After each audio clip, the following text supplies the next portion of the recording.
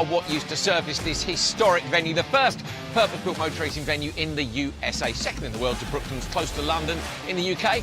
I'm from the UK, my name's Andrew Coley, this man's Tony Villander, and he's from Finland. Good to see you again. Good to see you too. Tony is our expert Ferrari driver.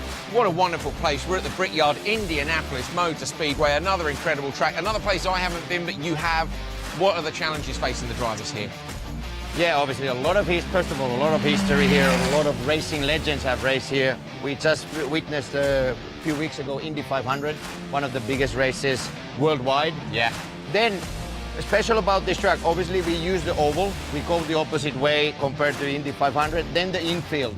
On the map, it looks pretty simple, but for the driver, it's really technical. You need to really handle the car perfectly, manage the understeer and oversteer. Difficult to get the setup perfect. You need to have a good run on the main straight, but also grip on the infield, so it's not easy. Talking of a good run, Dylan Medler, our championship leader, didn't have a good run last time out in Miami. His rivals are a little bit closer now. It's really hotting up at the front of Trofeo Pirelli. Yeah, that's true. We mentioned at the first race that winning the championship, you need to be consistent. And you're not really allowed to have those weekends where you are not scoring big points. So Dylan will be aggressive this weekend. All right, we're really looking forward to it. We're going to head up here into the announcing booth in the incredible, famous pagoda. Let's get underway here at Indianapolis Motor Speedway.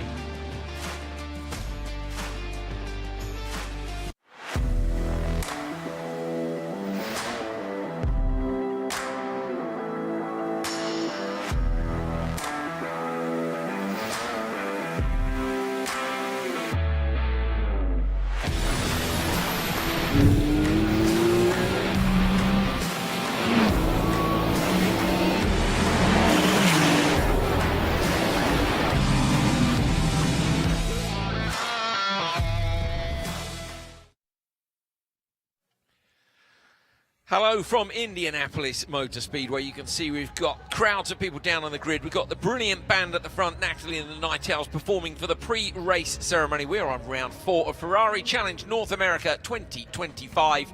Another double-header weekend. Me and Tony are just up in the tower to the left-hand side, the incredible pagoda that we just talked about at the opener of the show. We're very lucky to have an announcing booth that overlooks the grid here. So my name's Andrew Coley, alongside me is Tony Villander, and we're going to be guiding you through what's going on here this weekend in Indianapolis. We are, of course, on the 4th weekend of the season, having started at Sonoma Raceway, the rolling hills in California, then Daytona International Speedway for another of our banked sensational tracks. Miami Autodrome, the F1 track. I think we were the first series to race there that isn't Formula One.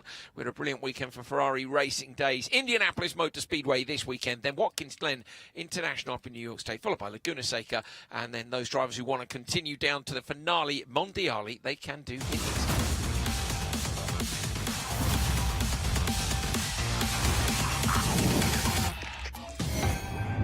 The legendary Indianapolis, the oldest purpose-built motor racing venue in the US of A. I visited the museum earlier on, highly recommended. This place has an incredible history going back to 1909, the first Indy 500, of course, 1911. This is the infield circuit, which was added at a later date to the 2.5-mile oval. Originally planned to be a 3-mile oval, then they realised they needed some space for the grandstands. My goodness me, did they, because this place on a race day can be absolutely packed for events like Indy 500. We've got a packed grid down there as the drivers are getting ready to go. You can see they've all got their umbrellas up and the bits of foil across the screens, trying to keep temperatures down. It's not as warm as it was yesterday, but it is still very hot indeed out there. We're seeing 86 Fahrenheit at the minute. It was closer to 100 yesterday. Dylan Medler's car down on the grid. Yeah, gonna be fun. There's Natalie and the Night Owls again. Tony Villander, what's your thoughts on this one? I mean, we've got a band to clear out the way before we can send them down towards turn 1, but I'm excited for it. Yeah, it will be a tricky turn 1.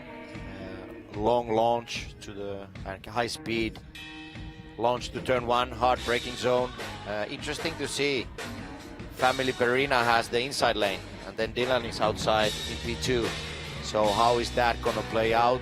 Obviously, Pirelli drivers are the top of our categories, and we've seen some fierce racing. And actually, the racing has gone a little bit more aggressive during the season. So let's see how this plays out. Kaminsky, a little bit. He could be an outside player if the top 3 runs into trouble. Really, really interesting. Let's say top 4 has a chance to win this race. A lot of it is decided on the opening lap.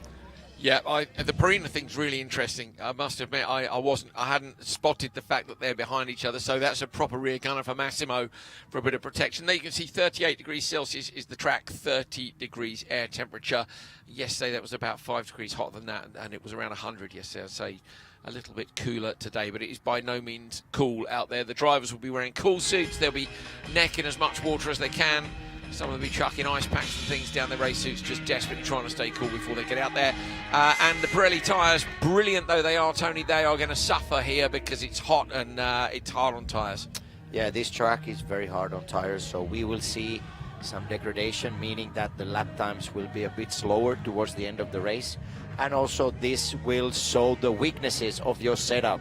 Did you work in the right manner during the practice sessions to get everything right?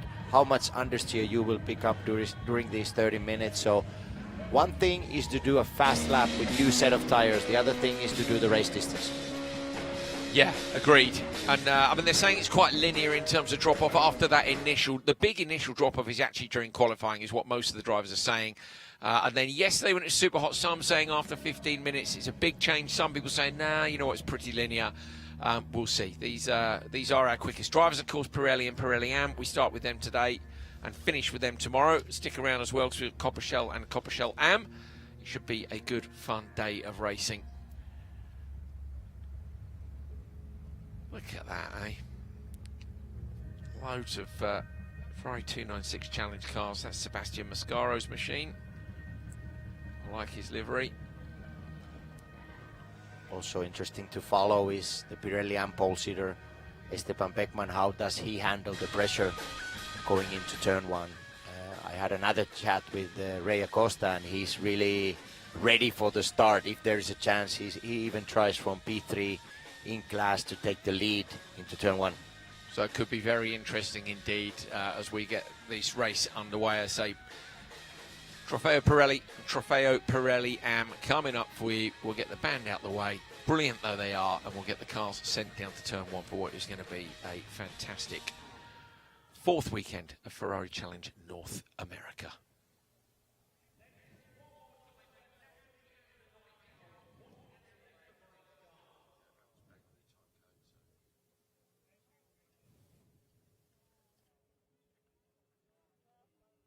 Now, ladies and gentlemen, turn your attention to turn one.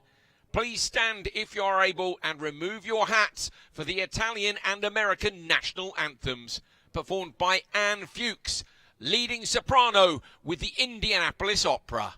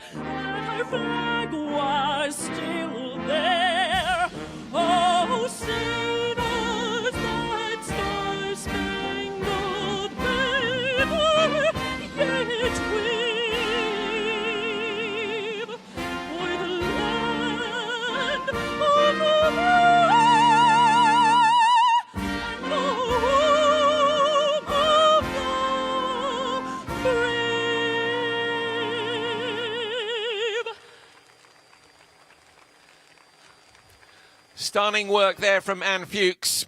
And a great atmosphere down on the grid as we get ourselves ready to go racing here at Indianapolis Motor Speedway. We'll start to clear the grid. There's the famous gantry look with the varied flags on there. Who is going to see that checkered flag first? Got a great battle coming up here. Is it going to be him? P1, that's what we're saying. That's what we're saying. We can't wait to get the cars off down towards the first corner. So my name's Andrew Kohler. Alongside me is Tony Verlander. And we will be heading down to our pit reporter, Amanda Busick, very shortly. She's having a wander about down on the grid. That is the merch stand, and to the right of it is the beautiful museum, which I was lucky enough to go and visit in between qualifying and the racing. It's absolutely stunning. Tony, you've been to the museum as well yesterday. I was totally blown away by it. I really was. There was a wonderful atmosphere, and it made you understand the history of this incredible place. Yeah, normally I'm not a big fan of the museums, but this occasion... when it's racing related, it was impressive.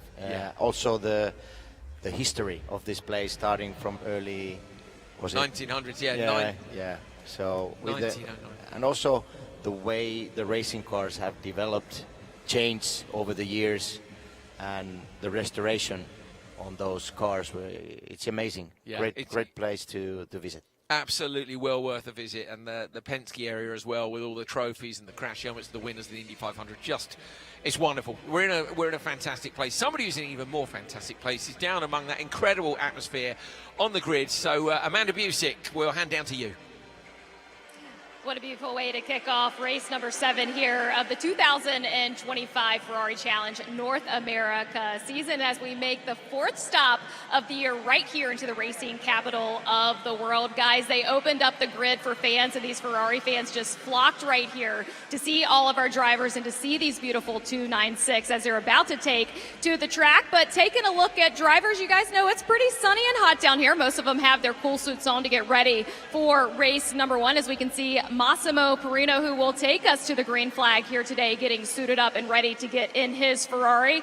I was talking to Dylan Medler just prior to interviewing you, and he talked about that iron sharpens iron comment that you made earlier. How perfect do you have to be here today, Massimo? Well, you got to be perfect, otherwise you're not going to be up at the front. So we got to be as good as we can going into turn 1 off the race start, but we'll see. Anything can happen. When you think of battling the heat here in Indianapolis, what's the biggest key of protecting yourself? Keeping your eyes in your mirrors going into turn 1. You got a lot of time to slow the car down, which means you got a lot of time to look in your mirrors. All right, good luck to Massimo Perino. I do love that he said, keep your eye on turn 1. That is one of the turns here, especially as we kick off this race, that gets a little dicey. As I move over to Dylan Medler, who's getting suited up. His team is putting him into this Ferrari. He will be battling on the front row with Massimo Perino. You see the guys have the umbrella over here trying to keep the cockpit of that Ferrari a little bit cool. He was last season's champion, as he takes a little last-minute guidance from his team, also wearing a cool suit here this weekend. We talk about how perfect these guys have to be. Well, Dylan has quite some experience here at IMS, having raced here before. He also has his family in tow to support him here this weekend. Andrew, I know you were talking about some of the miscues in Miami. You know he wants to get right back in this Ferrari at another opportunity at it as we put up the window net. Dylan, I'm just going to sneak in here real quickly and just ask you one question as you set your sights on this race ahead with Massimo. We talked about being perfect. Where does that have to execute here at IMS? We're going to have to execute from the beginning of the race. We can't mess up throughout the entire race, no mistakes, and hopefully have a great race. Clean race, too. Good luck to Dylan Medler. I cannot even imagine how hot you guys are as we walk the grid. I'm sweating down here, gentlemen. So as you know, it's going to be a toasty one inside these Ferraris as preparations are getting away. I want to talk about the front 2 rows behind them. Starting behind Massimo will be Roberto Perino, the uncle of Massimo, and behind him right here in the Jimmy John's Ferrari will be Johnny Kaminsky as he races the 16-year-old out here on the grid. As we work further down the grid, I do want to get to our Trofeo Pirelli AM class as well. But first, let's take a look around IMS with our pole sitter, Massimo Perino. What's up, everyone? My name is Massimo Perino, driver of the number 27 Ferrari 296 Challenge for Ferrari of Seattle and Scuderia in 1999. And I'm going to show you guys a lap around Indianapolis Motor Speedway. Here we are on the front straightaway of Indianapolis. Pick our eyes up all the way to the braking markers way out in front of us. We're looking for the 500 to jump on the brakes. 700, 600, 500 now. Trail brake all the way into the apex. Squeeze back on the throttle before sharply lifting off to get onto the apex curbing. Then back on. Stay as flat as you can as the car will let you, trailing all the way out to the entry of 4. Off the gas now. And then a slow squeeze on to trail out to the mid-track before staying completely flat through the turn 5-6 complex. Now on this really large back straightaway, you get a chance to relax your hands, take a breath, and look for the access road on the right for your braking marker. Drop the anchors here, slowly roll off the brakes, and squeeze back on before sharply lifting off for the 8-9 S's complex. As you're approaching 10, you're gonna wanna lift off, a little bit of brakes if you can, and then squeeze onto the brakes all the way to the exit curbing, and stay completely flat for turn 11, and let the car ride all the way out to the wall before jumping on the brakes at about the 350. Trail into apex, get back on as much as you can without oversteering, and then trail brake all the way into the apex of 13, hopefully hitting that apex curbing, and then lift as much as you think you need to going into turn 14, letting the car ride all the way out to the wall. And that's a lap of Indianapolis Motor Speedway. Fantastic on board with our pole sitter Massimo Perina.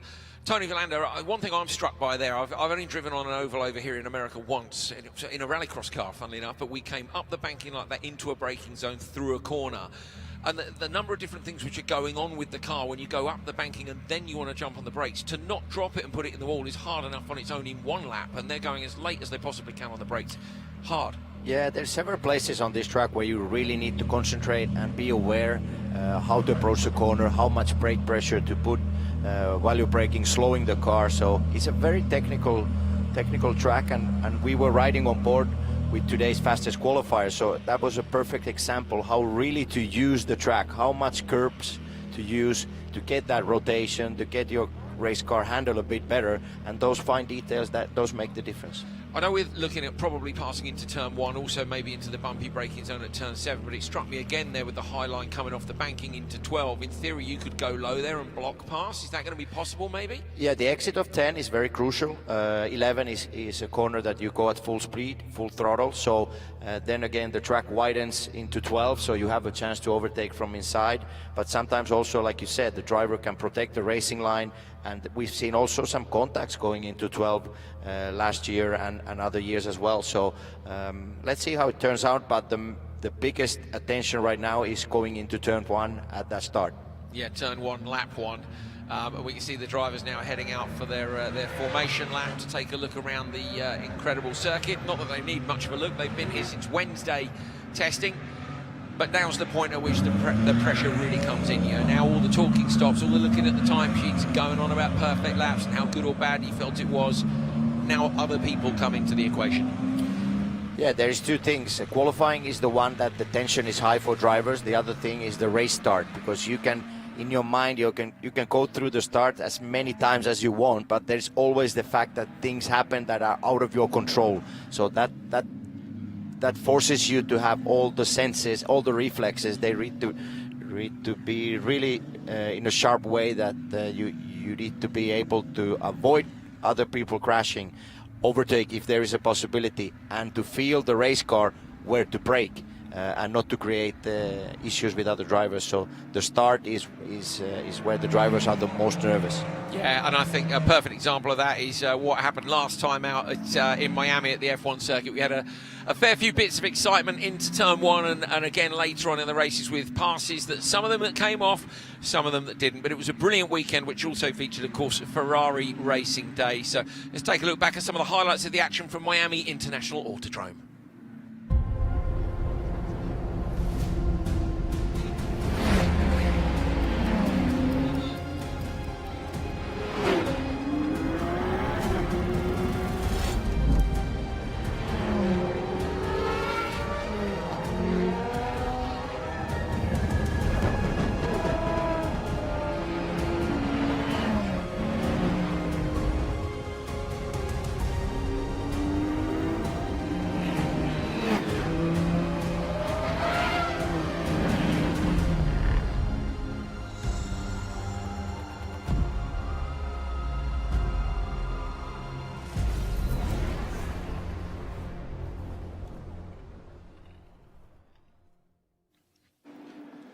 Incredible event at an incredible venue. We've seen a couple of cars coming in. Mascaro's coming in the background, so that's bad news. They shouldn't be coming in on this lap unless they've had penalties, which means they've got to start from pit lane. But we weren't aware of that, so we'll keep you posted on what we find out.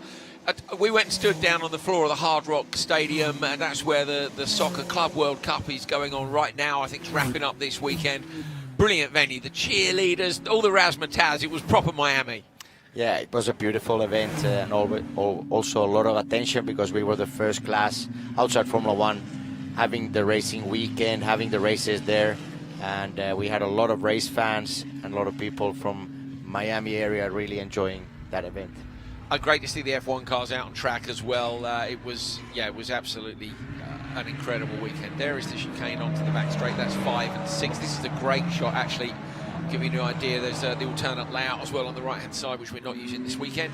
That's the big braking zone down into 7, where we think there might be some overtaking opportunities, but it is bumpy. Oh, what's that damage, Tony, on the background? Yeah, it looked like the yellow 296 GT3 had some issues with something on the front. Front left corner. Yeah, left corner splitter, surely wheel not arch, something like that. Contact on the outlap. Oh, yeah. Is it Venceslas?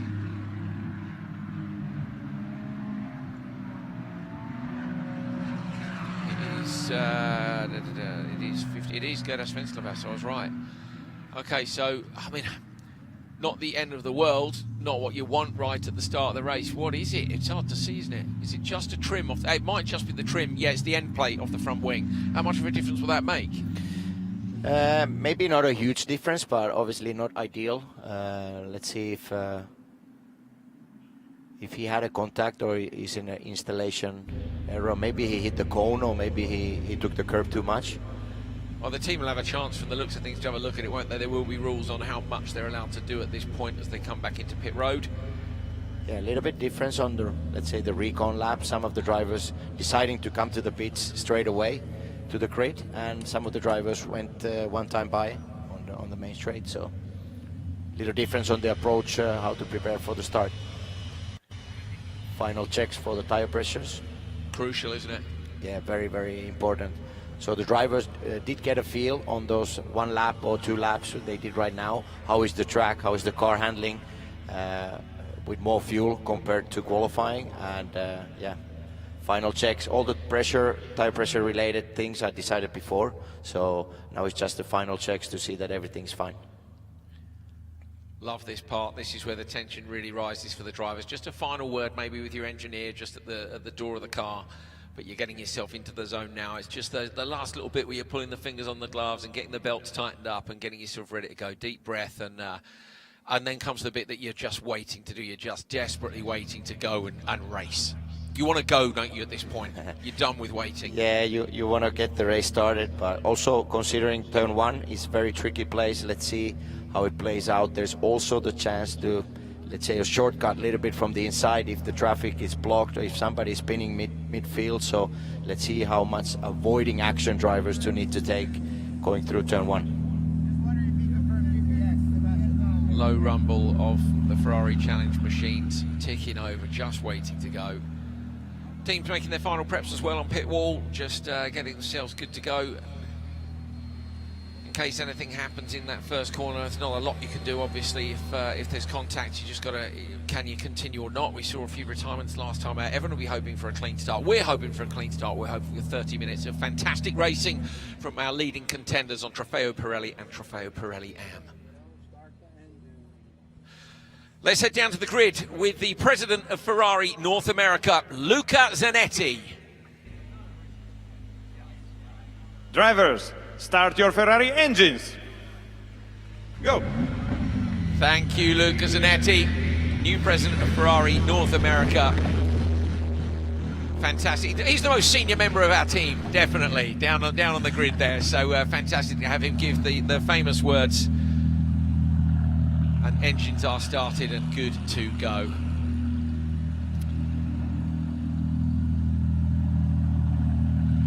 Back of the grid there is Dan Magnuszewski. That's his view of all the cars in front of him. It will be a rolling start Funny enough, I was reading in the museum about the first rolling start here. This was the place that started rolling starts because they were concerned, even with the brick surface, that the amount of dust that would be kicked up from a standing start on the old surface would be too much for the drivers at the back of the grid to see through. So for safety, they decided to do a rolling start, and that's where it came from. Another little bit of history from Indianapolis. Yeah, that's very interesting. Also, what I noticed yesterday, watching at the museum, the oldest Indianapolis race cars, they were two drivers. The were mechanic. There was two seats. So that was interesting as well. There was one as well with the which had a mirror, so he didn't take a mechanic. Everybody thought this was a terrible idea because how would he see the cars coming from behind? So he fitted a mirror, and that was the first instance of a rear view mirror. So just wonderful history. Right, here we go then. Let's get ourselves ready. First race of the weekend from Indianapolis Motor Speedway.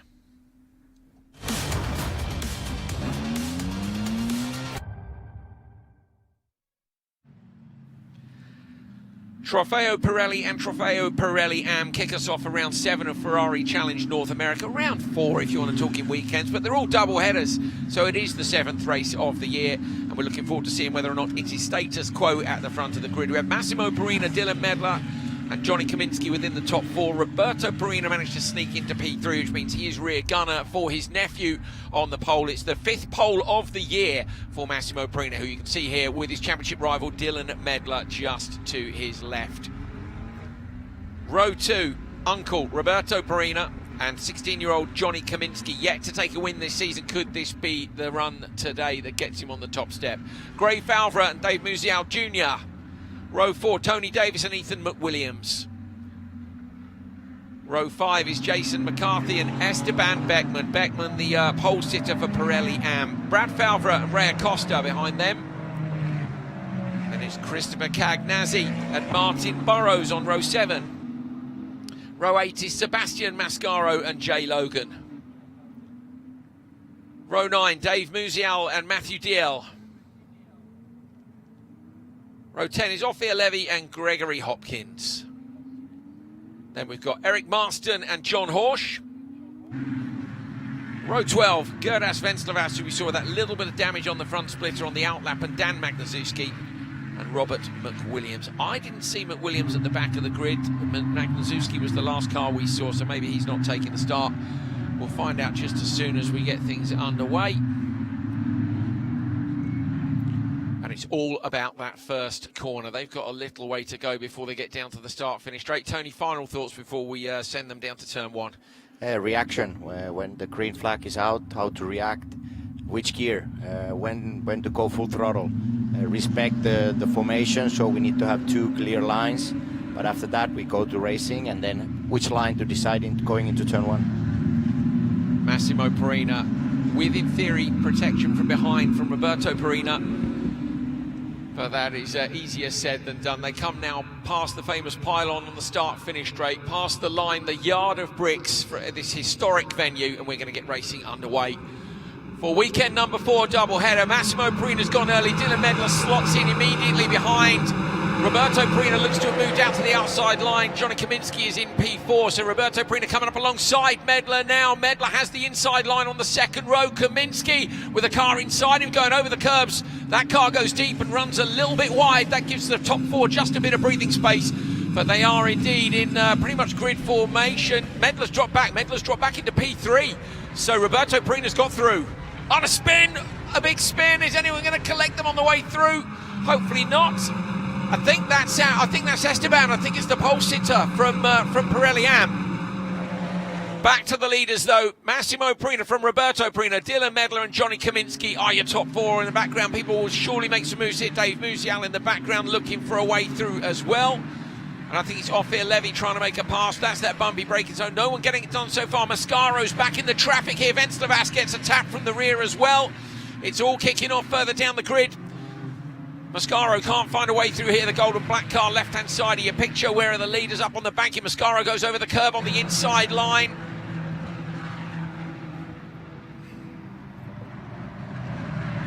No way to pass just yet. So as they come onto the front straight, we'll get our look at where those leaders are and what's happening with them. Mascaro still can't find a way through. And now they come over the start-finish line for the first time. Massimo Perina, Roberto Perina, then Medler, Kaminsky, McWilliams, Falvra and Davis in the order. Oh, Kaminsky's looking for a way through on Medler. Medler gets a little bit out of shape on the brakes, nothing too much. That should give Kaminsky a better exit. He uses more curb. Tony, it's actually a pretty sensible start. I say that Esteban Beckman did spin because he's dropped down to P21, so that's a real shame. The pole sitter in Pirelli Am has dropped a long way down in his class. Yeah, on the opening lap, it looks like Dylan Medler is struggling a bit. He had a quite good launch. I mean, Massimo Perina had a really good acceleration, but then Dylan lost the place to Roberto Perina and now has even more pressure from Johnny Kaminsky from behind. So Dylan is struggling a bit at these early stages of the race. Yeah, and he could do without Kaminsky there, isn't he? He's having to drive slightly defensively. That allows out front the two Perinas to get away, and he doesn't want that. He wants to be on the tail. He wants to be applying the pressure, but Kaminsky's not going to let him get away with it. But Williams is right in there as well. And then here's the rest of the pack streaming through. Dave Musial Jr. with Tony Davis just in front. Behind is McCarthy, the P9 driver. And then coming through then, Ray Acosta is the leader in Pirelli Am in the background. There's Acosta coming through now. But he's under enormous pressure as well from Brad Falvra. So Acosta there in the 7, Falvra's in behind. Martin Burrows then. And Ophir Levy in the kind of the cream-coloured car.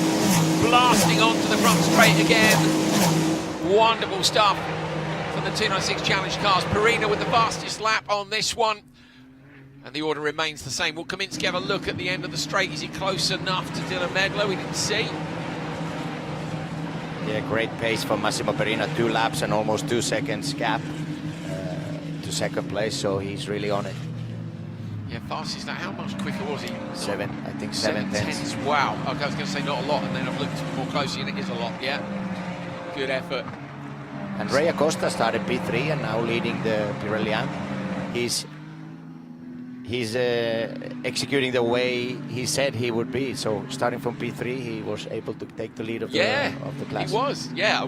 There was, say, a little bit of carnage in the first corner. It's a shame for Esteban Beckman, but I'd like to think that he might be able to fight his way back through with the pace that he had in qualifying earlier on today. He sits in P20 at the minute. That's, I think, 11th in Pirelli Am. There is your leader of Pirelli Am. Say Falvra is still right with Acosta. Will Falvra go low here? No, he can't get close enough. That's not going to be as easy as you think, is it? When you see the onboard, it looks like there's more space there. I'm actually quite surprised how narrow the oval is. Yeah, having not been to the venue before, it's the same old thing. Until you come and have a look at it in real life, you just don't realise it's not as wide as you think for... What were the speeds they were doing in this year in the Indy 500? 235? Yeah, I think they were close to 240 miles per hour. So it's 370, 380 kilometers per hour. Yeah, crazy. I was amazing that you would have seen in the museum that just what a lack of rear wing there was on the cars. Amazing. A lot less rear wing than these guys have. Oh, that's very close indeed. Almost Acosta almost getting to the back of McCarthy there. Acosta in the 7. So I think Acosta would like to make his way past McCarthy and try and get a bit of breathing space. You're on board with Brad Falvra. In front of you is Acosta and McCarthy.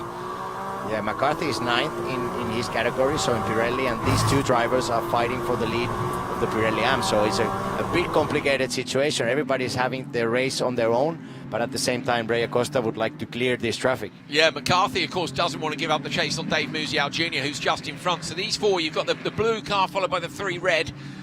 The blue car is Musial Jr., then you've got McCarthy. Those are P8, 9 in Pirelli, and then P1 and P2 in Pirelli Am behind. And I have to say that Ray Acosta is looking quicker here, but he's got to make a pass, and that will allow him to get a bit of breathing space. Nobody having a look so far up at turn 12 on the brakes. Yeah, no real drama with our top drivers in Pirelli category, so Massimo is controlling the race, and we had a clear start within the leaders, so one car spinning. Is it Beckman again? I think it is. It is Beckman again, unfortunately, number 8. Yeah, second spin. So starting from the pole in Pirelli Am, a little bit too much pressure this time, and 2 spins already. It'll come, won't it? It'll come. We've got a replay of this one as well. Let's see where he drops it. Yeah, this is through the S's. Does he have to lift? Really aggressive over the curb. Yeah. Concentration is on the car in front of him, and he just carries too much speed. Yeah. Luckily ends up on the exit road there rather than in the kitty litter, so gets away with it. Massimo Perina's lead is 2.6 seconds at the moment. His last lap was 0.3 of a second off his best. Here we go, bit more pressure coming in behind. There's no more McCarthy in front of Ray Acosta. Yeah, I'm just looking at that. That's Tony Davis. We're looking. We're trying to find out where we've lost. There we go. That's where we've lost a car into the pits. 2 cars into the pits. Yeah, it might have been car number 11, the red and white, McCarthy, Jason McCarthy. So that is McCarthy out then. So McCarthy has been dispatched. So what do we got now? We've got Tony Davis. Chris Cagnazzi didn't take the start. He was the other car that was in pit lane.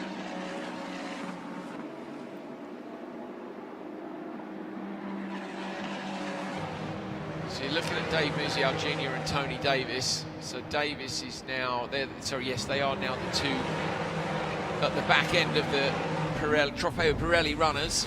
Across the gap now. The gap is 2.9 for the lead. Medler is 1.6 off the back of Roberto Perina. How far back is Kaminsky? Kaminsky is 1.3 off, so the gaps have opened up a little bit out amongst the top 4 drivers. Still the pressure here, but still nobody managing to find a way through. Ray Acosta seems to have got a little bit of breathing space on Brad Favre. And you can see there the positions gained or lost. So Perina up 1, Medler down 1, McWilliams up 3, Favre down 1, Dave Musial Jr. down 2. Up 7 places, off here Levy and also Eric Marston. Fantastic performance by both those drivers, and unfortunately at the bottom end there you can see where some of those positions have come from. Problems for Beckman, McCarthy and Cagnazzi. I don't think McWilliams took the start either.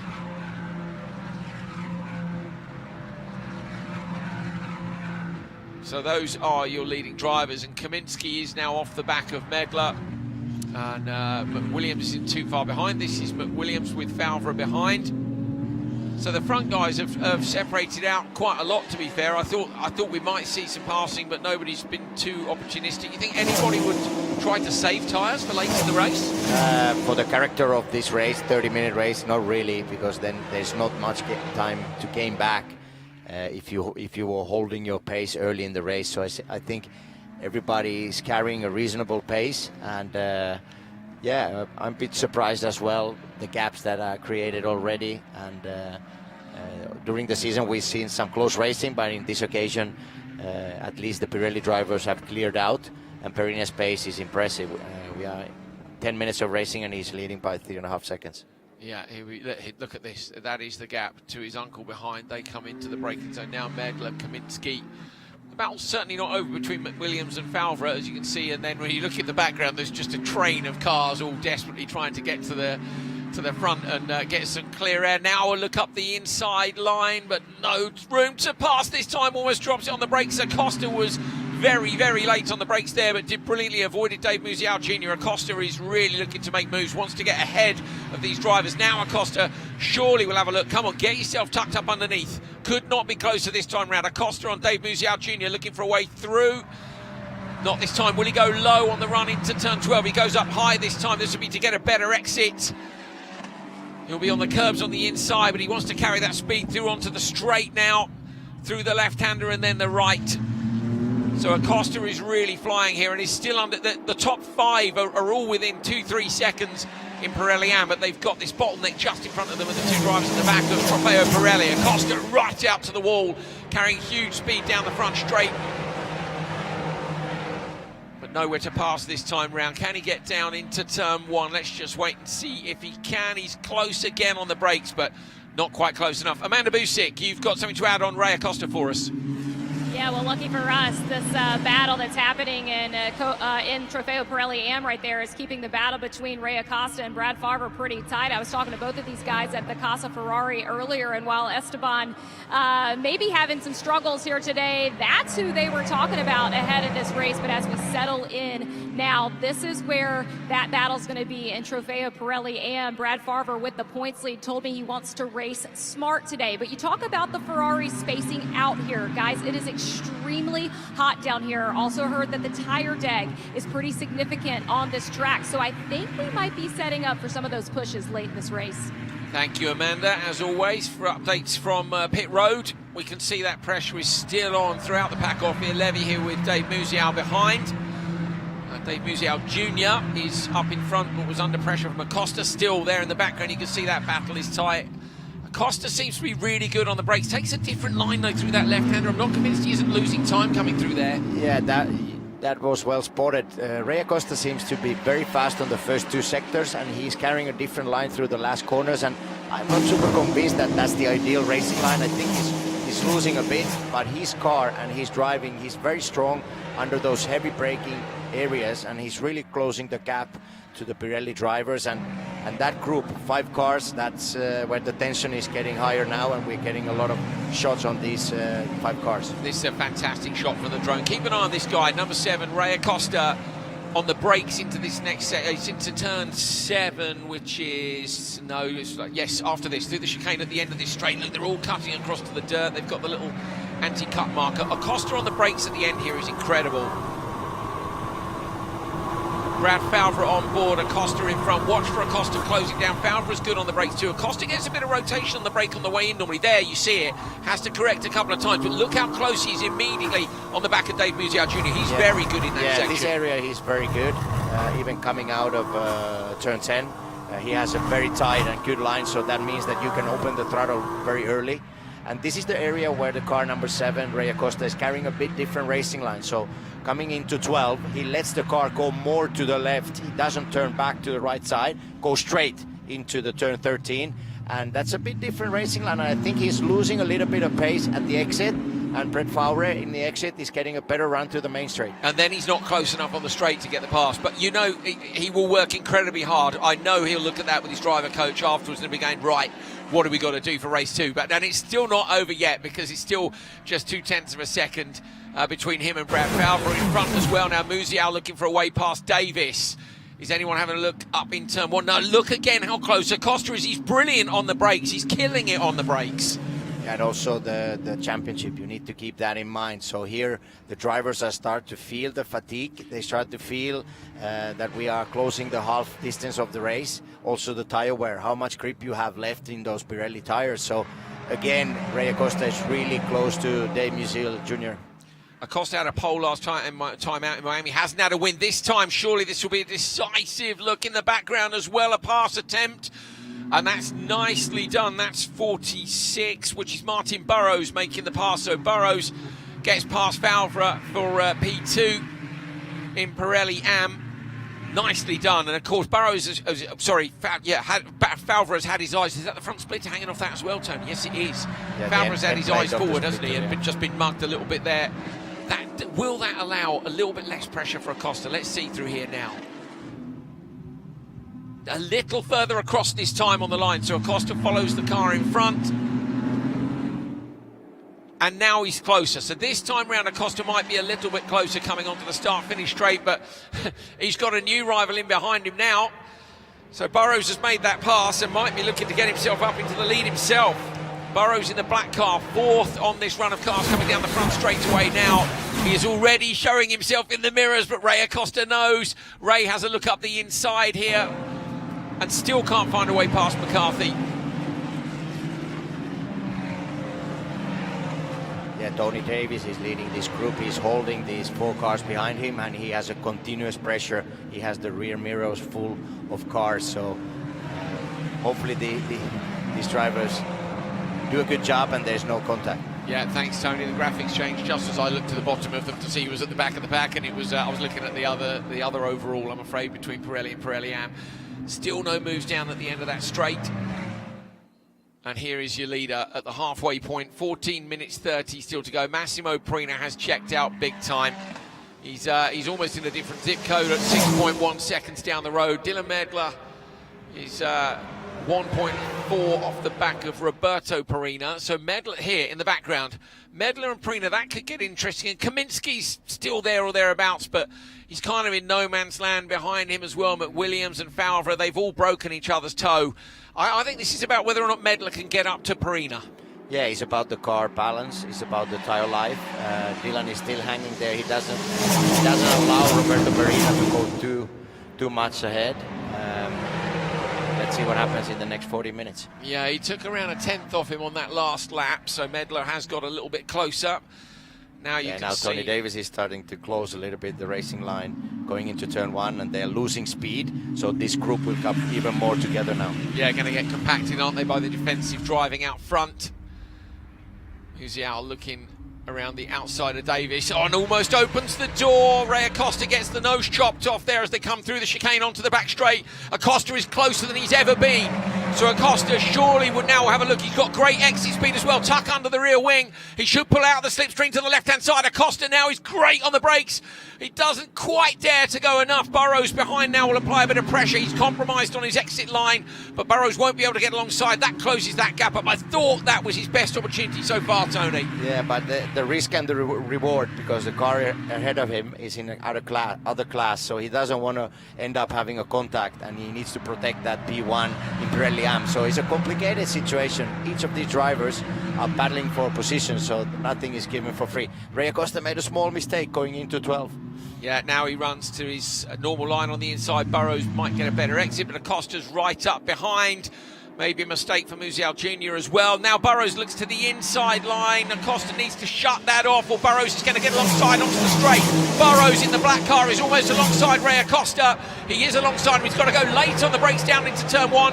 Acosta's got nowhere to go in front with Musial's car blocking his line.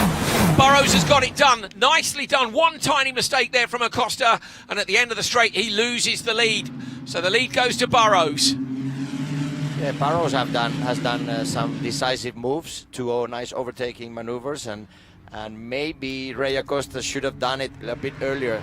A big difference in racing line again, but yeah, Martin Burrows was really decisive with these 2 moves. Acosta trying to find a way back through. That might actually lose him some exit speed onto that straight as well. So now Ray Acosta coming under pressure from Brad Falvera. He knows, though, he moves across defensively. They can only do that once. Falvera looks to the inside line. In the background, Ophir Levy making a move, is he, or holding on to a place from Dave Musial? Musial's alongside on the inside line. I think it's Musial moving up. Almost contact between them. Musial's to cut across the grass to avoid Levy. He's right underneath that rear wing again. Full Ferrari logo right in his face. A little bit sideways on the exit. Loses traction, and look at the amount of time lost just from that one bit of wheel spin. Yeah, aggressive racing from both of these drivers, and nobody's giving an inch for free. Very tight battle there. Super tight between them. Burrows leads, having made that pass at the end of the straight. Ophir Levy here, and Musial. I think going to the main straight, Ray Acosta and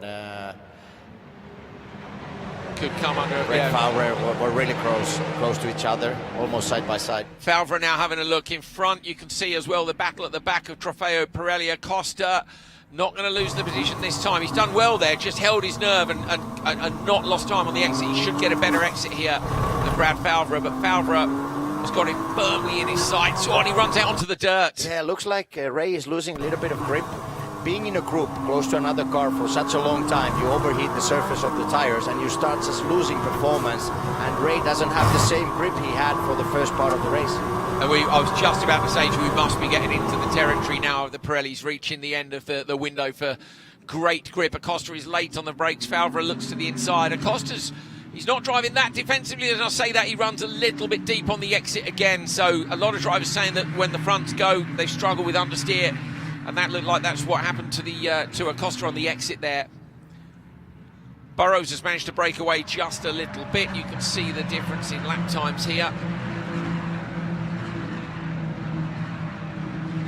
Still this train of cars together, led by the 2 rear gunners for Trofeo Pirelli, Tony Davis and Dave Musial Jr. Burrows now. Can Burrows be the driver from Trofeo Pirelli AM who can make some headway against the Pirelli drivers in front? He'd like that. It'll give him just a little bit of breathing space. Look, he is close this time, but not quite close enough to pick up the toe, it seems.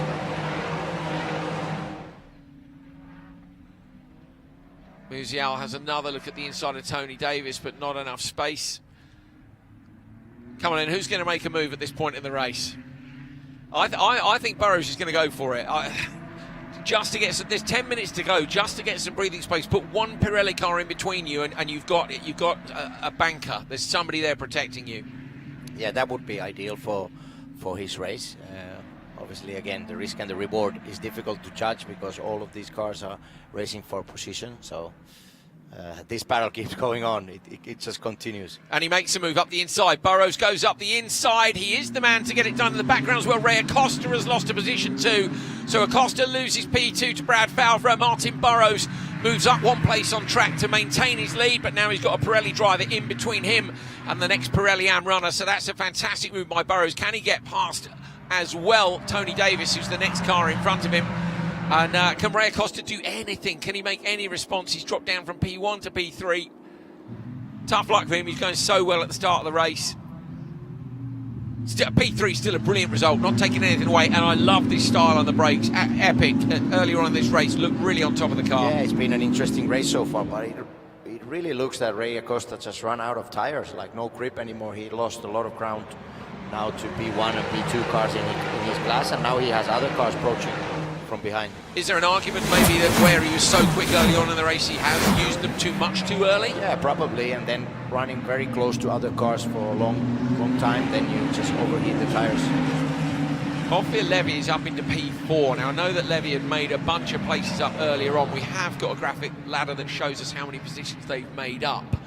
I don't know whether or not we can see that in a minute or not. Yes, we can. Thank you very much. +6 positions. Burrows is +4, to be fair. Marston up +6. Look, +4 for John Horsch as well. So great performances. But Ophir Levy, definitely the standout there for making it up into the positions he has. Meanwhile, here is the same for Trofeo Pirelli. Up 3 positions for McWilliams. And it's just up 1 for Roberto Perina. 7 minutes remain, and Massimo Perina crosses the start-finish line with Roberto Perina behind, and the gap is 7.5 seconds. It goes up by another 0.3 of a second on this one. Massimo Perina is really making a point here. Yeah, last year we could see clearly his talent, his way to perform under pressure, but there was always the question of what about the other drivers with the 296?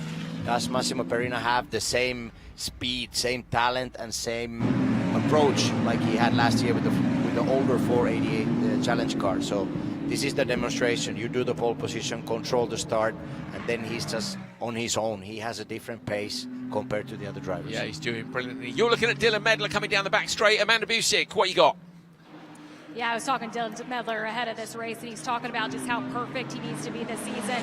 When you bring in that 488 champ from last year and Massimo Perina, he said this is the first time that he's really felt that he has pressure on him, race in, race out, and has to be on his A game. I was down by the collection asking about Dylan Medler's tires and where they stand at this point in the race. His team feels that he still has more to push on, and as I make my way back up to Massimo Perina's team, you got to wonder, he's running lap times around this place at 1 minute and 25 seconds right now. How much tire does Massimo Perina have left? Well, guys, I'm going to start asking the team stat as we close in on these minutes in race number 1.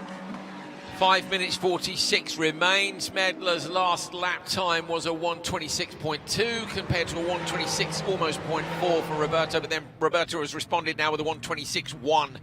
So the battle continues out front between those two. It's gone a 10th one way and then a 10th back the other way in terms of their last lap pace.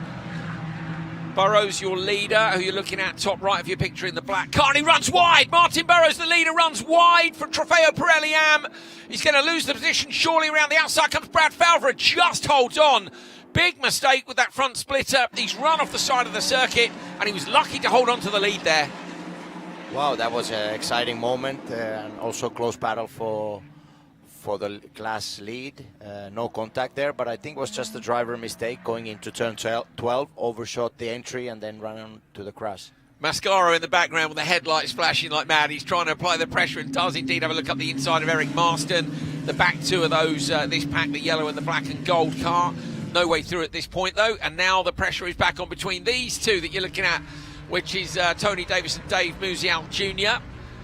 Musial Jr. trying to find a way through. This is another look at what happens to Burrows. So he just had an oversteer after the turn into turn 12. He had an oversteer, and then obviously side by side, Burrows didn't leave a lot of space at the exit of turn 13. But like I said, there was no contacts, and I feel like this battle here is not over yet. Yeah, something will happen here. He was lucky there as well when he ran on the grass that he reached the tarmac apron. If that had been all grass the way down without the alternate lap that we're not using, I think he would have struggled to get the car back on onto the racing line. But he did well. And What's really important, of course, is that he'd made that pass earlier on, as we see now a look up the inside line, but no way through this time. Dave Musial trying to find a way past Tony Davis. Davis is with the fluoro yellow, and Musial runs a little bit deep. Burrows sticks a nose up the inside, but he's opening the door to action for Brad Falvey behind. Meanwhile, under enormous pressure, Ophir Levy is trying to pass Ray Acosta in the background. We'll look for Levy and Acosta. Levy's going to slot down low. Surely we're on the front straight now, looking. Burrows under pressure from Falvey. Burrows goes defensive. Up the inside line, we've got to move here. This is Musial on Tony Davis. He manages to get through, so Musial moves up a position. Burrows on the inside line holds his position. Where's Ophir Levy in the background? Did he get past Acosta? 3 different battles going on the front straight. Brilliant racing as we have 3 minutes 15 remaining. Yeah, we see some mistakes with the lower grip level. Drivers doing mistakes, trying to still keep those lap times optimum, but with a different grip level. All these battles and the groups are coming together, meaning that the lap times are going a bit slower. So Ophir Levy now under pressure from Dave Musial in the background. He has a look up the inside, but can't make it stick this time round. So Levy, who was looking to apply pressure to Ray Acosta in front, has now got pressure from behind. I think everybody at this point has probably baked the Pirellis, and now it's just a case of trying to hold yourself back enough that you don't make a mistake which costs you positions. Mascaro, where is Mascaro? I'm looking to see qualified. Yeah, 6th in Pirelli Am, and he's currently running in 7th. So I think Sebastian, he's looking for wins, and seems to have had a tough run this weekend so far. We'll try and find him later on and find out ahead of tomorrow what's happening. Burrows now gets Swamp coming up on the straight. So side by side as they come over the line. Brad Falvey is in front of Burrows. Burrows looks to the inside on the brakes again, trying to find a way back past, almost into the back, but not quite. So Falvey, good job. Yes, very intelligent driving from car number 66. He has kept himself out of trouble for the most of the race, and then again he made very decisive moves and now taking the Pirelli Am lead for the first time. Minute 30 remaining. Over the line comes Massimo Perina. 20 laps, no flags, no rest for the Pirelli. Ah, no! John Horsch has gone round. That's John Horsch has gone round for just a moment. I thought it was Martin Burrows, our Pirelli Am P2 driver, but it wasn't. So it's John Horsch has dropped it, unfortunately. Horsch was sitting in P17 overall. I think everyone maybe has settled in with a minute to go here. They are going to get another lap, though, looking at where they are on track. They're coming up now into turn 12. 57 seconds left. So they will make it through to the flag. And now Ray Acosta is back with this group. So Davis is under pressure here. What's happened to Davis? Because Davis is going backwards here. Musial's driven away. Tony Davis has had some sort of a problem, and he's backed up the pack behind him. Coming down the front straight then, Falvey. Brad Falvey is under a bit of pressure from Burrows. Burrows having a look to the inside line. He stays up high. Martin Burrows looks to the inside line. Cut the talk back. Tony Davis with a lot of pressure in behind. His last lap is really slow. It's 1:28.8, so he's 2 seconds slower than the other cars. Looking to the inside in the background, Ray Acosta almost got his nose up the inside again, but couldn't quite find a way through. So Acosta, everybody just hanging on, and then Tony Davis runs out. It's the win then out front. Massimo Perina, we just catch him over the start-finish line. 8.5 seconds up the road. A brilliant job by Perina. Still the battles rage out back. Burrows on the inside to take the lead back. So Burrows gets the lead back from Brad Falvey. Ray Acosta is in there as well. Acosta trying to find a way through. White flag, sorry, last lap, not checker flag, my bad. We cut to the start-finish line. I thought it was the finish, but it's not. But still some brilliant action going on for these guys. Out to the back part of the circuit, up towards the wall again. Great stuff from Burrows to come back at this point in the race. Yeah, very decisive again. And again, Tony Davis, the car that is ahead of this group, he's lapping quite slow lap time, so he's creating the train of cars behind him, and all this action is created by Tony Davis right now. So are they going to see, what are they seeing? White flag for these guys, there we are, white flag. So we are now on the final lap for everybody. The gap out front is 7.9 seconds, so it looks like Massimo Prina is, has he rolled off a tiny bit on that last video? The last lap was 3 seconds slower for Massimo Prina, so he's really taking it easy, unless he thought it's in the checker flag as well. But either way, he still has a significant gap out front. Will there be any more changes for the lead of Pirelli Am? You can see the top 3, top 4 drivers here. You can chuck a blanket over them as they're all stuck in behind Tony Davis. Onto the front straight for his 3rd win of the year, arguably his most dominant, Massimo Prina. Absolutely fantastic pole to the win. Musial parked at the side of the road in the background. The other Musial having a look up the inside line. Davis still holding back a train of drivers. Dave Musial trying to find a way past Ophir Levy. So far, though, Burrows holds on from Brad Favre and Ray Acosta. Acosta right back in the mix. He led this one for so long, but the tyres have gone away for everybody now. Davis at some point has backed the pack up together. Is anybody going to dare to take a look in these last couple of corners? I think Favre might. Favre goes high around the outside. Favre passes Burrows. Burrows surely with a problem. Ray Acosta up the inside. 3 cars wide over the curbs. Contact between Burrows and in front of him, Brad Favre. Favre holds on off here. Levy gets up into P3. Levy spins. Contact with Musial around the outside. Ray Acosta goes. Mascaro's come through as well. Absolute carnage for Pirelli out at the end of the race. Down over the start-finish line. Brad Favre wins it in the final corner for Pirelli with a brilliant race. 3 wide over the line. Who gets 2nd and 3rd in the class? Mascaro has got up to P2. He was in P7 just 2 laps ago. And Ray Acosta gets 3rd. What a finish to the Pirelli Am category here at Indianapolis Motor Speedway. I am out of breath, and that is how I like to be at the end of a race. Make me work. That was great. Yeah, what an exciting last lap. A lot of things happening even in the last 2 or 3 corners. And wow, that was interesting race. Maybe not that much action in the Pirelli category, but on the other hand, Pirelli Am was the showcase this time. They made up for it, didn't they, in the last... I'm thinking, is anybody going to make a move? We had about 6 moves in the last 2 corners. That was absolutely fantastic between these guys for Pirelli Am. But hats off to this man. We didn't see much of him because he was in a different class today. Massimo Prina with the fastest lap of the race. He was the only driver in the 124s with a 124.5. Pole, fastest lap and the win, his 3rd win of the season here. He comes underneath the iconic pagoda and over the yard of bricks at Indianapolis Motor Speedway for a brilliant win. Championship leader Massimo Prina, what a great job. He's the first driver to win 3 this year in the Trofeo Pirelli category. Dylan Medler, of course, on 2 as well. Medler gets P3, he was only 0.8 of a second behind Roberto Prina in the end. So it was close in that podium fight. But my goodness me, it was this lot that put on the show. I mean, I'd love to have been on board with Mascaro. I say he made up 6 places in 2 laps. There was just everything was going on. Yes, Massimo, great job. A hug for the team, a dominant performance. I'd go as far as to say faultless. There was the one lap at the end there, Tony, where he dropped sort of 3 seconds off. You can afford to do that at that point. He was so far up the road. Yeah, the thing is, when you have such a lead, then you start hearing things. Is the gearbox right? Is the engine right? How are my tyres? Yes, exactly. Are my brakes going away? You get some pickup from the tyres, and then you hear them hitting the wheel arches, and you know. It's different, but what a controlling race, what a great pace he had. Again, the importance of qualifying and then the race start, and then everything just worked out perfectly, and what a dominant performance. It's a Prina 1-2 as well. Massimo Prina goes over to greet his uncle Roberto Prina.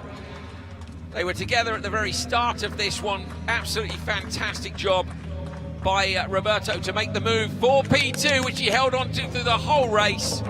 Pressure at the end, but fantastic stuff. And congrats as well to Dylan Medler, P3.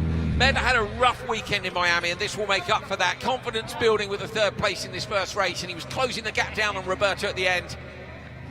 Oh, sorry, now we're looking, of course, at Brad Favre, our winner in Pirelli Am. Yeah, that's right, double thumbs up, because that was a mega win. Yeah, very intelligent drive from this driver, Brad Favre. He stayed out of trouble for the most of the race, made right moves at the right time, and he was more patient than the other drivers. He was protecting his championship lead, and perfect drive for him. 5th win of the year for Brad Falvey, which makes him the winningest driver in the series this year in either Shell or Pirelli. Absolutely brilliant drive by Brad Falvey. We didn't have time to tell you how many times he won when he crossed the start-finish line, because there were still about 8 moves going on in the background. Massimo Perina is now down with Amanda Busick. And I hope you guys could hear the celebrations already starting down here in Massimo. We were just reflecting on your race, your 3rd win of the season, and you told me ahead of this race you had to be perfect. Well, I feel like we probably saw that, but I want to hear about this Ferrari there at the end. How were the tires? They were absolutely destroyed, especially on the rear. It was a game of just managing, and hoping not to get in trouble. When you look at you'll extend your lead against Dylan Medler, how comfortable are you going until tomorrow? I'm not comfortable at all, not until the season's over. That is the mindset of a would-be champion maybe this year in class, but comes in as the champion in the 488 series, as we see Brad Falvey celebrating with his team. And sir, you certainly know how to make memories right here at IMS, where you picked up your 1st win, but that one I imagine will rank top for you. How did you make that move on Burrows there at the end? Yeah, that was a hell of a race. Honestly, his car had a problem. He had a little backfire and gave me an opening, so I was able to make the move. Phenomenal race with Martin. He was phenomenal job. So we were going back and forth the whole way. It was a lot of fun. That was a lot of fun. I got him twice, he got me twice, but I ended up in the front. So it seems start to finish that in your class it was just pedal down, everyone fighting for position. When you have to battle that hard, how much satisfying is that? Oh yeah, it's way better, no doubt about it. The track was greasy as hell, so people were moving all over the place. So it's just about keeping a little bit of tire left and then hopefully having something at the end.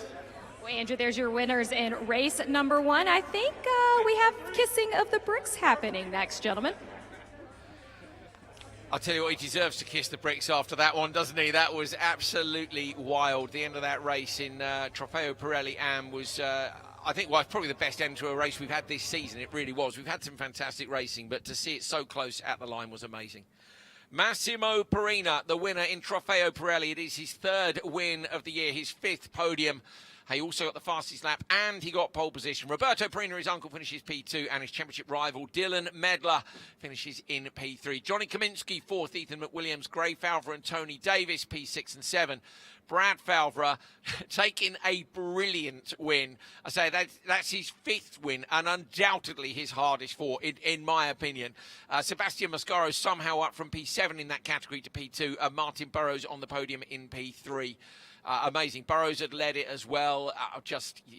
A lot going on. Eric Marston, Dave Musial, Matthew DL, Gregory Hopkins, Jay Logan, Dan Magnaszewski off here. Levy P17 after the spin on the final lap. Gerdas Venceslas carrying damage from before the start. John Horsch, who had a spin at one point during the race. And something we've noticed is Ray Acosta being down in P20. We're not sure yet. We're waiting to hear from race control. Was he given a penalty for something that happened on that last lap? Dave Musial Jr., Jason McCarthy, Esteban Beckman, the pole sitter for Pirelli Am, unfortunately, down there on the list of DNFs. What a race. That is the Pagoda where myself and Tony Verlander are based, and in the background, the Indianapolis skyline. It's just a few miles away from the capital of the state of Indiana. It's what a wonderful place. My first time here. Ferrari Challenge has been here plenty of times before. Brilliant.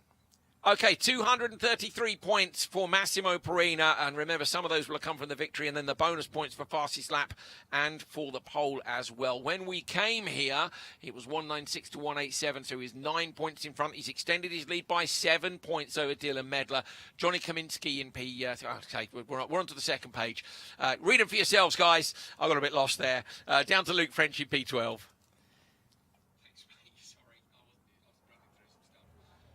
Great stuff. Absolutely fantastic. An extension of championship lead. Pirelli and Brad Falvey, 181 to 169. Let's see who was behind him before Mascaro was. Those are the old points. So, yeah, Musial, Levy, Logan, Acosta, Venceslas and Magnaszewski. Thank you.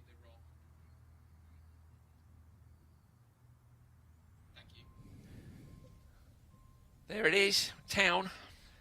What an exciting start for the weekend. For the weekend and the first race. A lot of action, and also partly created from the tire wear, because everybody was struggling towards the end, and that created some driver mistakes, some groups forming together, drivers protecting the race line and then going a bit slower towards the end. And we had an exciting last 2-3 laps in Pirelli Am. A lot of changing positions and a lot of things happening. I think there's an argument, isn't there, for trying to make a breakaway early. You know, try to when the tyres are good, if you can do it, as we saw from Ray Acosta. He was brilliant on the brakes. If he'd made the pass on one of those two Pirelli drivers in front, I think he could have taken the win, because later on, when everybody's tyres are gone, we saw mistakes aplenty. I agree with you, because in this format, we could still say this is a sprint race. It's better to do the move early on, and I think Ray Acosta had a lot of pace. He had the first two sectors where he was super strong. All the hard braking zones, he could really close the gap to the other drivers. He has some differences in racing lines in the last 2-3 corners, so I think he lost there a little bit of ground, and that prevented him to take overtaking into turn one and so on. So a little bit of maybe margin to improve the rhythm in the race itself. But anyway, great performance from our Pirelli Am drivers, and a lot of exciting stuff happened on track. Right, that is it for Trofeo Pirelli and Trofeo Pirelli. And my thanks to Tony Villander, you legend, and to Amanda Busick down in the pits. My name's Andrew Coley. Don't go anywhere. You've got about 3 minutes to go and get yourself a beverage of your choice before we go and do the same again for Copa Shell and Copa Shell Am. We'll see you very shortly for more Ferrari Challenge North America.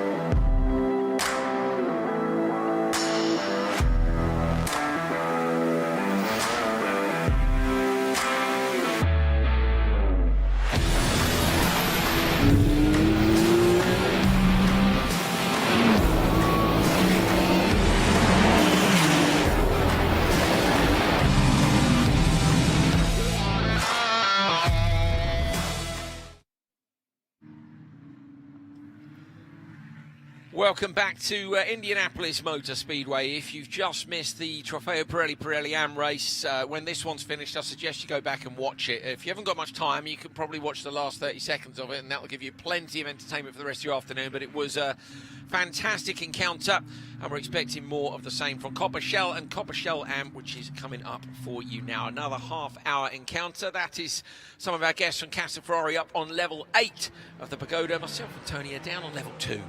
Where we belong, but with a great view. We're the right-hand end of that lower glass section you're looking at there. We've got a wonderful view right over, literally right over the yard of bricks. Is just to the right-hand side. Sonoma Raceway, Daytona International Speedway, Miami Autodrome is where we've been so far this weekend for round 4, and that's races 7 and 8. We are at Indianapolis Motor Speedway. The yard of bricks, of course, because this place is known as the Brickyard. That's what it was surfaced with back in 1911. Not anymore, pavement now, except for that yard of bricks. Watkins Glen International is up next, Laguna Seca in September, and then Mugello in October for the Finale Mondiale.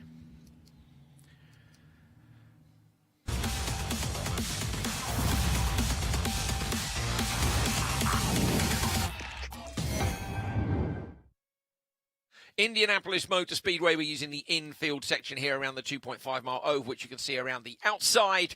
So we have a total of 14 corners. And I think it's fair to say the action was mostly turn 1, turn 7, and then actually wasn't turn 12. It was on the exit of 12. It was 13.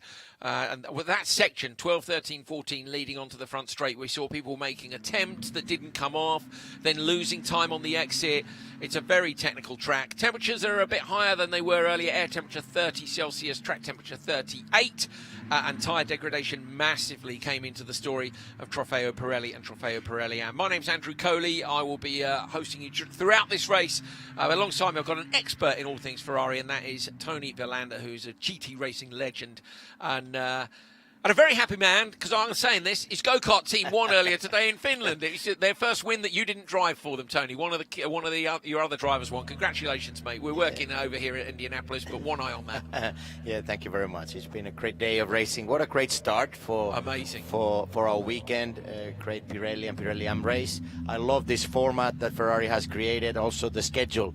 One race finishes and we are ready to go into next one, and also interesting race to check Copa Shell, where we have a lot of interesting drivers that probably have a little bit less racing experience than our Pirelli drivers, but at the same time, during the season, their skill level improves, their lap times improve. Some drivers really during the season, maybe not on the podium speed in the beginning of the season, and then just with the improvements they do together with their race team, driver coaches and so on, then you are suddenly fighting for those race wins. Fantastic stuff from Trofeo Pirelli, and yeah, I could have done with another couple of minutes, I'm not going to lie. The heart rate is still pretty high from the end of the last one. Jan Bernier is our onboard there that you saw. Jan Bernier is locked in the championship fight. He's right up there. I'm just flipping a page on my stats to show me where we are. He's in P2 with Mitchell Green. Yeah, okay, fantastic. Well, Amanda Busick, there we are. We can see Amanda Busick. She's just down there, right in the door of Jan Bernier. Let's go and hear from them both. Hey guys, yeah, I think we're still trying to cool down from the finish of that last race. I know you guys get to hang out in the air conditioner down here, but we're down here, including these drivers in their fire suits. A lot of them are rolling with cool suits here to shave off some of that heat here at IMS, but you go to this front row. We had an electrifying qualifying session earlier. Gary Ott will start on the front row. Papa G, as he is known to his 6 grandkids, as we learned with that 106 number being for that 6. Jan Bernier also on row number 1. Wanted to make a clarification to me earlier. He is tied in the points with Mitchell Green as we count all little points down into this championship. But turn 1, that is what's probably on your mind right now, Jan. How do you prepare for this one against Gary? Well, I think it just depends on what it looks like coming down to the turn, and we'll pick a line, and hopefully everybody does the right things and we get through it and we go racing. Should be a fun race. We talked to Massimo Perina at the end of the race, and he said that his tires were just absolutely shot. You have a lot of experience in this series. What are your expectations at the end of this race? I mean, I think towards the end of the race, it's going to require a little bit more care. I think the people who can preserve their tires will have some pace at the end, and there's opportunities there. I'm pretty good when the tires get slippery, so I'm not super worried about it. I might go up in TC if I need to, but we'll see how it feels. Thank you, Jan. And guys, I do expect that there will be some veteran experience that we'll lean to in this Copa Shell race. It's almost ready to go. Thank you, Amanda. Yeah, so Jan Bernier there referred to TC, Tony, and he's talking about traction control, of course. Yeah, that's a good point. When the tires start to slide more, so in the exit of corners, sometimes we do see our 296 challenge cars going a bit sideways. So if a driver feels that a lack of acceleration, a lack of lateral grip from the tires, then you increase the TC a bit. Maybe you lose from the ideal acceleration a bit, but at the same time you protect those tires. Every time you slide, every time you leave those skid marks on the surface of the track, you actually overheat and heat more the surface of the tire. So it's just a way to control, a little bit preserve and save those tires towards the end of the race. And there's a lot of differences between drivers. Some of them prefer less traction control, some of the other drivers prefer more, and it's really up to the preference of the driver.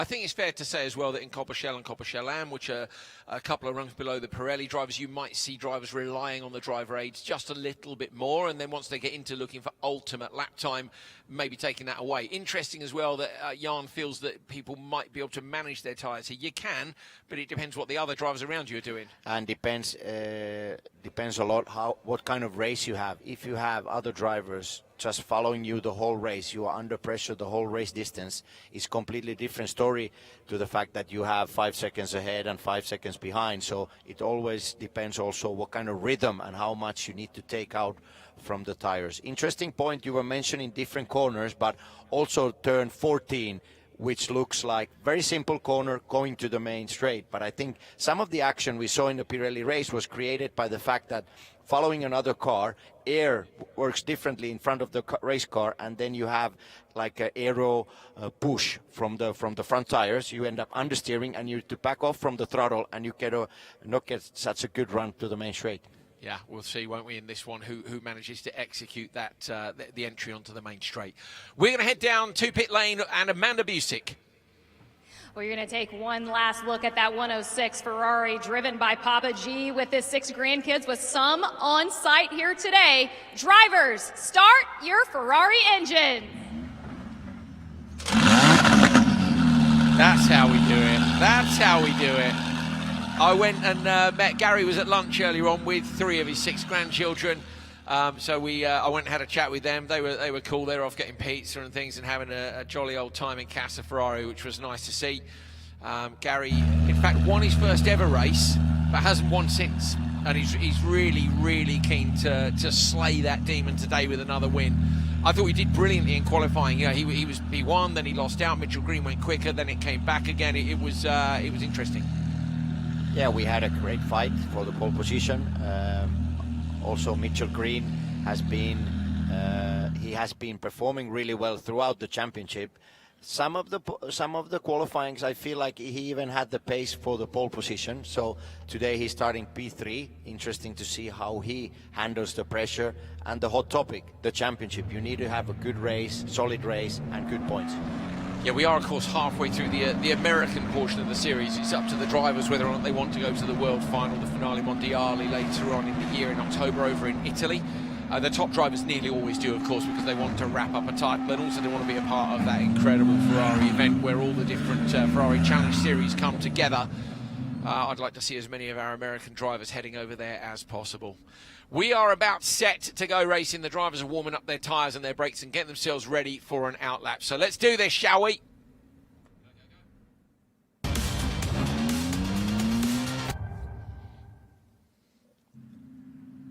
Weekend number 4 of Ferrari Challenge North America. We're at Indianapolis Motor Speedway, and we're getting ourselves ready for the first encounter of Copa Shell and Copa Shell Am here on this fantastic track. Some brilliant racing already today from Trofeo Pirelli, and we're hoping for more of the same from these guys. Gary Ott on the pole, his second career pole, his first this season. Alongside him, Jan Bernier, who's in that championship fight with Mitchell Green, who starts on the inside of row 2, with Kevin Orsini alongside. Then it's Brad Evans and Roy Carroll on row 3. Row 4. On the inside line, Chuck Whittle. On the outside, it's Jarek Bilacek. Row 5 sees Brian Waltersdorf and Lisa Clark line up alongside each other. Row 6, Mike Luley and William Naranjo. Row 7, Osvaldo Gallo and Gabe Harib. Row 8 is Michael Owington, Jeffrey Nunberg.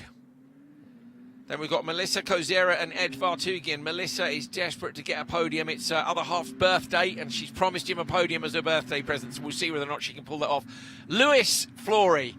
It's not Louis. We found out what it was. That I went and saw him at lunchtime, called him Louis. The whole family around the table laughed. It's Lewis Flory. But he did say all his wins have been while we've been calling him Louis. So I said to him, okay, cool. So if you don't continue to win, he said, we can go back to Louis. But in the meantime, it's Lewis Flory. Hello to his lovely family, I say, who we met earlier on today at Casa Ferrari. He is a great bloke. Only started racing last year. Did the 488 stuff last year, Club Challenge, and is now up into the main categories and absolutely loving it, has to be said. So yeah, big smile on his face, lovely guy. Nice to meet him in person. I've been hunting him down for 2 days after we got a message saying, you're saying his name wrong. I was like, what am I doing? What am I doing? But yeah, it's Lewis. There we go. He was quite a French family originally, 4 generations ago. That's where the name came from. So he said it's kind of correct, but now they're officially American. 4 generations later, it's Lewis, not Louis. Great guy. Here we go. Let's get this one underway. Copa Shell and Copa Shell Am. Gary Ott looking to defend his position on the run to the first corner. When's he going to light up that throttle? He's got Jan Bernier alongside him, and he goes early, but Bernier goes with him as well. So Jan Bernier on the outside line, hard to see from the drone, isn't it? Just who's in front, but Ott is going defensive, and he goes too defensive. Gets overtaken on both sides. Mitchell Green goes inside, Jan Bernier goes outside. He might even drop down to P4. There's a car up his inside again in the background. Everybody manages to avoid any serious contact, but it is Jan Bernier who leads from Mitchell Green.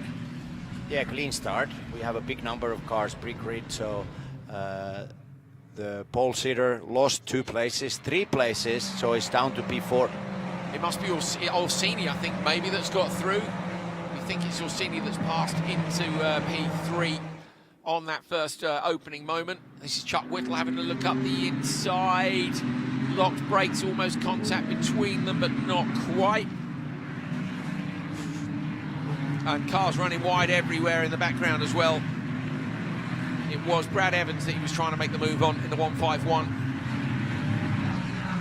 So it is a very busy first lap. Chuck Whittle goes defensive over to the inside line, and they come up now to the banking out front. Pole man Gary Ott is indeed down in P4, and he'll be desperate to climb back up from there. There's Whittle with the chrome colours. On a spin, that's further back. It's Kozera, we think, who's gone round. I think there's damage to the rear right of that car as well. So she'll have to get that a long way off the line. Here we go then, over the start-finish line. Orsini with Gary Ott pulling out from the slipstream. Ott keen to make up. He had the pace earlier on today. Can he get up the inside on the brakes here? Yes, he can, is the answer. Decisive move from Gary Ott early on in the race. Lost out at the start. That's a great recovery. Yeah, he braked really early at the start, but now a different story. 1 lap later, he managed to make the first move. So from P4, he's back to P3. It's so hard to explain to people at home what it's like to go into turn 1 with a pack of cars behind you. You know, your tyres aren't up to temperature, your brakes aren't quite there, and yet you're expected to brake as late as is perfectly possible and not make a mistake from pole. It's really tough. Yes, at the race start, a lot of things happens by your instinct, by your experience. And these drivers, they don't have so huge amount of experience from the past. So we could clearly see that Gary Ott was a little bit hesitating where to brake, and he decided to brake quite early, so 2 cars were able to overtake him at the braking into turn 1. Yeah, 1 either side. I guess if you're going to go early, he might have shut the door a little bit more, but he was middle of the road. I totally understand the tactics he chose. What's going to be really exciting is whether or not he can fight back from where he was. So he's made that pass already to get himself up a position. You can see in Copa Shell Am, Jeffrey Nunberg leads from Gabe Cribb. Looking at the 2 of them now. There is Gabe Cribb coming through in the 102. Nunberg is just in front of him. Lewis Flory in P3. We had some talk with DLL. I forget what it was. It was to do with whether I was on the podium, what I was going to call him. So let's see how he gets on in this one. But Nunberg leads by 0.8 of a second. Gary Ott, though, with the fastest lap. So Gary Ott's just done the fastest lap in Copa Shell. What is that lap time? I can't quite read it. 126 point something. Yeah, 3.8. There we go, 126.380. And there is Gary Ott now over the curbs. So, using a lot of curbs. So he's on a very aggressive. He's hunting. He wants to get back to the lead of the race, and he has the right distance to the 2 cars ahead of him. Now with the nice pace, and then you need to be decisive when you have a chance to overtake. He did that, didn't he? And this is what we were saying earlier on, is if you don't overtake earlier in the race, you may not get another opportunity to. So Ott is using those tyres now while they're fresh. He's got to try and get onto the back of Mitchell Green and Jan Bernier, who, as we say, were joint on championship points coming here after an adjustment to those points. Still, you can see cars moving sideways already on the exit there through the long right-hander. That's the right 10 through to 11, and then 12, 3 rights in a row. You don't realise it opens from a 90 right onto the bank in, then tightens back into one. You're leaning on that outside tyre the whole way through. This is Chuck Whittle behind Brad Evans. Evans goes low, Whittle goes high. Might want to tuck into the slipstream, but he stays up high and close to the wall. Gary Ott goes quickest again with a 1:25.9. So Gary Ott has done 2 fastest laps in a row here. 2 last laps have both been fastest laps. Here he is. Ott is onto the back of Mitchell Green. So Gary Ott is really keen here. Mitchell Green is in the championship fight. They all go over the curbs on the inside. What's track limits there, Tony? I know we've got a marker on the one side, but they're going inside the white line with all 4 wheels on the outside. Are we turning a blind eye to that, do you think? Yeah, to know the exact rule, I should have joined the driver's briefing, but normally it's the white line. But going through that SS is full throttle, and drivers do use quite a lot of curb. I saw in the other races as well, at the exit of those S's, drivers went offline to the left, so I think... yeah, I think it's allowed at this time to use a little bit more track. Now, Gary Ott is currently 4th in the standings. He's only a few points behind Chuck Whittle, and he's in front of Whittle, and he locks up. You can see the black lines he left there as he changed direction to try and look up the inside. That's exactly what we were talking about before the Trofeo Pirelli races.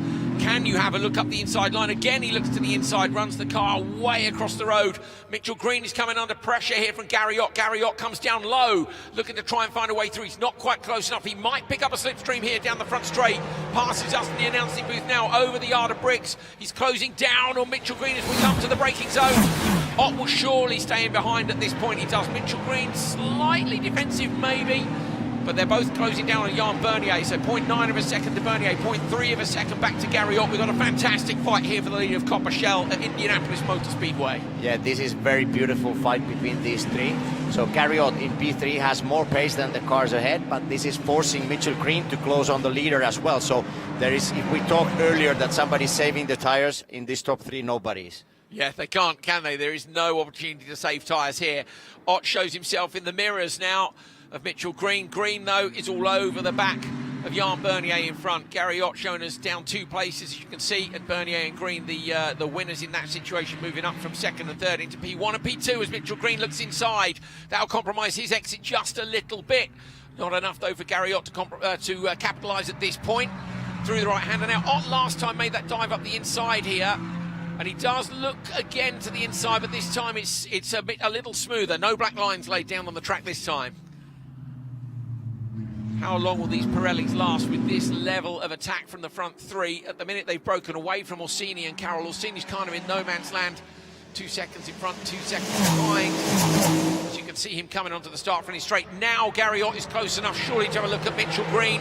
He's in the slipstream. Green knows, though, and he's 2 car widths off the inside line. Ott's going to go late on the brakes, but is he going to go late enough? He goes very late, he locks it up. Mitchell Green just gives him a car's width, and they both do well to avoid each other. Great awareness from these drivers at the front of Copa Shell. Yeah, Mitchell closed the line a little bit, so there was no place for Gary Ott to go further with the overtaking maneuver. He had to back off before that higher curb inside into turn 1. I'm really enjoying here seeing the Pirellis painting the track. If you watch the rear shot when they're coming out of corners, we're seeing them lay down the dark lines. That's you guys at home being able to visibly see them wearing out the tyres. Here are the black lines on the inside again. So Gary there going inside just to, again, give a bit of pressure to Mitchell Green, but this is allowing Jan Bernier to get away. Yeah, this fight for P2 is allowing the race leader to keep his own pace, and he's pulling away a little bit, so exciting. Gary Ott is definitely putting pressure on Mitchell Green, and Mitchell Green at the same time is not willing to give that place away. No, totally understandable. He's in that fight with Bernier, and they say they're equal on points here, so one position is going to decide the lead of the standings. as we're just past the halfway point of the American rounds. It's a 7-round series, remember, 6 rounds over here in the USA, and the final round, the Finale Mondiali in Italy in October. Bernier over the line with a lead of 1.2 seconds. They've lost half a second with that fight behind, is the difference from the braking zone down at turn 1, cost them half a second, 5/10. This time they decide not to do it. Oh, and Ott is sideways on the exit of turn 1. Big handful of opposite lock, and 10 minutes into this race, we might now be at the point where he's used up some of those Pirellis with that big aggressive run at the start. Worth it to get a position back, had to be done, but you know, now could be suffering a little bit. Yeah, definitely. Carriot is taking a lot from his tires. Also, the fact that he's completely concentrated on the car ahead of him means that sometimes you may end up doing a driver mistake. We almost saw him that with the sideways, a little bit more angle, and it would have been difficult to control. So you need to be careful. Having the will to overtake the other driver, but it needs to be done in the right way. I like to see it, though. You know, I want to see them try hard. And Gary is certainly trying hard here to get back to Mitchell. Yeah, I think Mitchell Green is closing again on the race leader. Yeah, so do I. So he's maybe decided... Oh, look at the lines again where he's late on the brakes. Gary Ott is painting the whole of IMS with his Pirellis, isn't he? On the exit of turn 1, the entry at turn 12. He's got back to them again already. And also quite a lot of sideways moments under braking, so that's difficult to control. Coming from the infield back to the banking and braking all the way sideways, so he's using a lot. Says to me, good car control though, Perfect car control. So here is your lead battle. Bernier, Green and Ott super close together. 1 second separates the three of them. 5/10 in between each driver. You're on board now with Jan Bernier, the race leader. So there you go. Look in the middle and you can see Mitchell Green on his screen. And you can see the concertina effect as Green comes close on the exit of the corners. Through the long right-hand and now the double right over the curb on the inside. Let the car run wide, but then not too wide, because now you've got the left and the right flat here. Avoid the left, look over the curb on the right. Great stuff. Also, the physical fatigue is not easy for a driver to be in such a level to push those hard lap times. Green has a look up the inside of Bernier, but doesn't make it work, and that will give Ott something to hook into the back of. I wonder if Ott went a bit deep there, because if anything, he's lost a bit of time on the exit of turn 7. Yeah, I believe even in this 30-minute race, how fit you are, how good lap times you can do towards the end of the race may be the decisive difference who's going to win this one. Put it this way, I went and sat in the road car earlier, forgot to start the engine for a minute while I went through my messages, and after 5 minutes it was very hot and I was ready for a sleep. Now these guys are not going to be ready for a sleep, but it really takes it out of you, doesn't it? Yeah, it's very physical. Also, these top 3 drivers, like we said, they're using a lot of track, they're using a lot of their tires, so it will be difficult to control these cars towards the end of the race. Orsini coming through in P4. Look, I say a bit of no man's land behind him. Carroll has moved up 1 position, then Evans has gone down 1. Whittle, Bilacek, Lully. Amanda Busick, Roy Carroll, did you ever catch up with him earlier? I did, yeah. We talk about veterans within the Ferrari Challenge paddock. Roy Carroll, definitely one of those drivers. So I look forward to seeing how much tires he's left as we push through this race. But I have to call out the entire Carroll family. We talked about family affairs here earlier in qualifying. And those that race together stay together, I think, as we said. But I want to give a special shout out to his wife, Vanessa, who is making some club challenge laps around here. I got to sneak by and see her turquoise fire suit, as she told me. But also, the daughters are here this weekend as well. Brittany and Madison, Racing Club Challenge as well. And Haley here to support Greg Hopkins, who is out on track as well. Fantastic stuff. Thank you, Amanda. Nice to hear about all the different families here and, of course, the different stages they're at.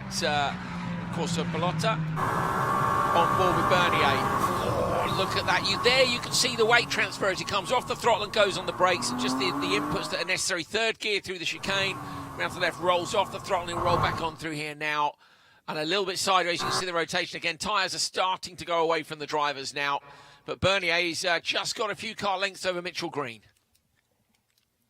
Bernier, our race leader, is very consistent. He's not making any mistakes so far. Mitchell Green and Carriot feels like they had more pace at the first part of the race, but being very aggressive, sometimes they end up being very close to the race leader, and then suddenly we have a bigger gap. I met Roy Carroll's driver coach earlier, James Gouet, very calm guy. Just, you know, racing drivers, sometimes you can't pick them out in a crowd. He was very calm, but yeah, he had the air of somebody who knows what he's doing in a race car. Certainly nice guy. Having a coffee at lunchtime. Now the pressure comes. Gary Ott has got a great exit from the chicane. Mitchell Green knows it and goes defensive. Ott will now stay over on the left-hand side because Mitchell won't be allowed to come back at him. Gary Ott goes deep on the brakes. Might get the cut back here, but decides to go around the outside. Can he be on the inside for the next one? Mitchell tries to shut the door. Gary Ott's nose was just there. He needed a slightly better exit from turn 7 to be on the inside of turn 8. Not quite enough. Yeah, the tension is rising between these two. There's been several attempts from Gary Ott to overtake Mitchell Green, and Mitchell is closing a bit, changing his racing line, blocking that inside into the corner. So hopefully these two can keep it clean. Ott is right there again. This is just giving Bernier a little bit of breathing space as we drop back to our front runners from Copa Shell. Who's that that's gone round? Mitchell Green. Mitchell Green has spun, so Mitchell Green has dropped it. Oh no, right up at the end of the lap, and he pulls out in front of Chuck Whittle. Whittle's going to go off onto the grass because of that and spins as well. So Mitchell Green's rejoined there, and it's cost Whittle big time. Yeah, I think the way he rejoined the track maybe checked, controlled by our stewards, and maybe be rejoining in an unsafe way. Oh, Mitchell Green, what happened here? So he's under pressure from Ott in the background, nothing untoward. I hope no, drops it on the brakes. So just a little bit too much rotation, and that's why you want to keep applying the pressure to the driver in front of you, is you want them to get to the point where they make a mistake. So a huge amount of pressure from Gary Ott, and that means that Mitchell Green has dropped down the order. And we were talking about championship pressure. We were half distance of the race. Physical fatigue. He made a misjudgment under braking and turning in. The rear came a little bit light, and he didn't control it. He didn't put any input on the steering wheel, and it was just a slow motion slide. And the way he recovered quickly on grass, going on throttle, respin again, and then we saw the rest. Yeah. A lot to unpick from that one. Lewis Flory is up into P2. Jeffrey Nürnberg continues to lead in the background. Nice pass up the inside. That is Michael Owens making the pass on Gabe Ribb. The 103 on the 102. That's Ribb you're looking at right hand side now, and then a mistake on the exit, wasn't it, for Owens having made the pass? Yeah, almost had a spin as well. So the grip level is going down. If you're wondering about the 3 red lines next to Vartugin, yes, Vartugin is out of this race, but the red lines are infringements, and a spin again. Who's gone round this time? No, Jeffrey Nürnberg, leader. Nürnberg's dropped it from the lead of Copa Shell. So that is Lewis Flory into the lead. And are we going to have to start calling him Louis again now he's in the lead? So Lewis Flory leads Copa Shell. And you said it was coming in. Is it driver fatigue? Is it little mistakes? It's a combination maybe of that and the tyres going off, but also great pressure from the drivers behind. Yeah, these are the moments where you need to feel the level of grip. You need to have the experience how to control the car. You need to adapt your driving style based on how much grip these tires provide. And if you do the same things like your driver coach told you to do, go on throttle here, brake there, then suddenly you don't have enough grip and you start having these issues. Lewis Flory is up 8 positions. What a brilliant drive, say, from the guy I met at lunchtime. And Amanda, you've had a catch up with Lewis as well. Well, as you look at Lewis Flory there at the grid, Andrew, I love that you told the story of catching up with him in Casa Ferrari. We snuck by and talked to him about the pronunciation, but he said it's become a bit of a joke within his family and that now he has an alter ego to blame things if those things go wrong. But Andrew, as you said, he might be go with this name. But listen, this is going to be a heck of a drive from Lewis at the end. Talking to him, he started P9 on this grid and currently leading the race in Copa Shell. He will be absolutely thrilled coming off of that runner-up finish in Miami, Andrew. Yeah, he certainly will. Thank you, Amanda. I love the fact that it became a bit of a family joke. In the background, Mitchell Green is serving a drive-through penalty from race control for an unsafe rejoin. So Mitchell Green, who is the championship leader in Copa Shell, is going for a drive-through penalty. Meanwhile, his championship rival, Jan Bernier, leads this race overall. And Mitchell was talking about dropping his kids to off to camp tomorrow and missing qualifying. I think he's going to have to do qualifying if he wants to win this title. But Ott might have something to say about Bernier winning this race because he's right behind him again. Gary Ott, the pole sitter, back from P4 up to P2. This is a brilliant fight, and we've got 12 minutes still to go. Yeah, Gary Ott has been the fastest driver of this race so far, and the fight for the lead is heating up.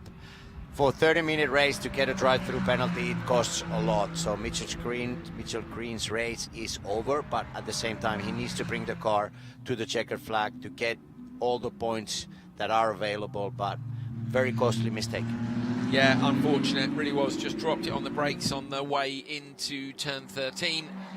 And then as they went across the grass, I tell you, you can understand how it happens. You're across the grass, yeah, the pressure's on, you're desperate to get a rejoin in, and unfortunately his rejoin pushed Whittle wide. So race control were decisive about that. They've sometimes take their time over these decisions, but if they think something is black and white, then they'll just go for it. So Jan Bernier still leads from Gary Ott, but Ott what's Ott been doing? Looking at the lap times here, difference between them.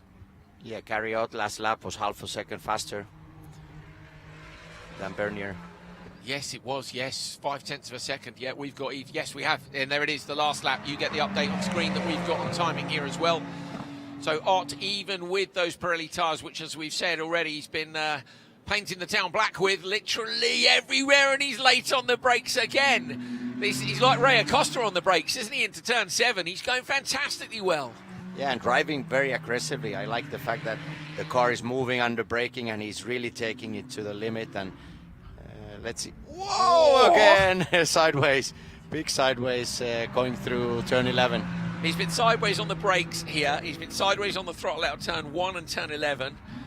Gary Ott's putting on a bit of a masterclass here in terms of car control. Now, the question mark here is if you're Jan Bernier with 10 minutes to go, Gary Ott is coming for you big time. If I were the team, I'd be on the radio to Bernier going, listen, if he makes a pass, let him go. He's the championship leader, Mitchell Green is back. But when you've got a win in your pocket, Tony, how does that sit as a driver? Yeah, this is the difficult question. Win is always a win, and then we are in a special place. We are in Indianapolis, so to have a win here would be something special. In a big picture, when you look at the championship standings in the end of the season, you just want to see the winner. You don't remember all where you won and all the results during the season. But at this moment, everybody wants to win this race. So this is difficult. Now that's a spin for the 188, which is Mike Chen. Oh, Dana Goodwin. So we've got two 188s. That's handy. It was Mike Chen before, but now it's Dana Goodwin. I love it when people are on the same race number. Jan Bernier still defending from Gary Ott down at turn 7, where Ott has been good. Ott's been clever here, and he's not making attempts where he's not going to pass, because if you do that, you lose time.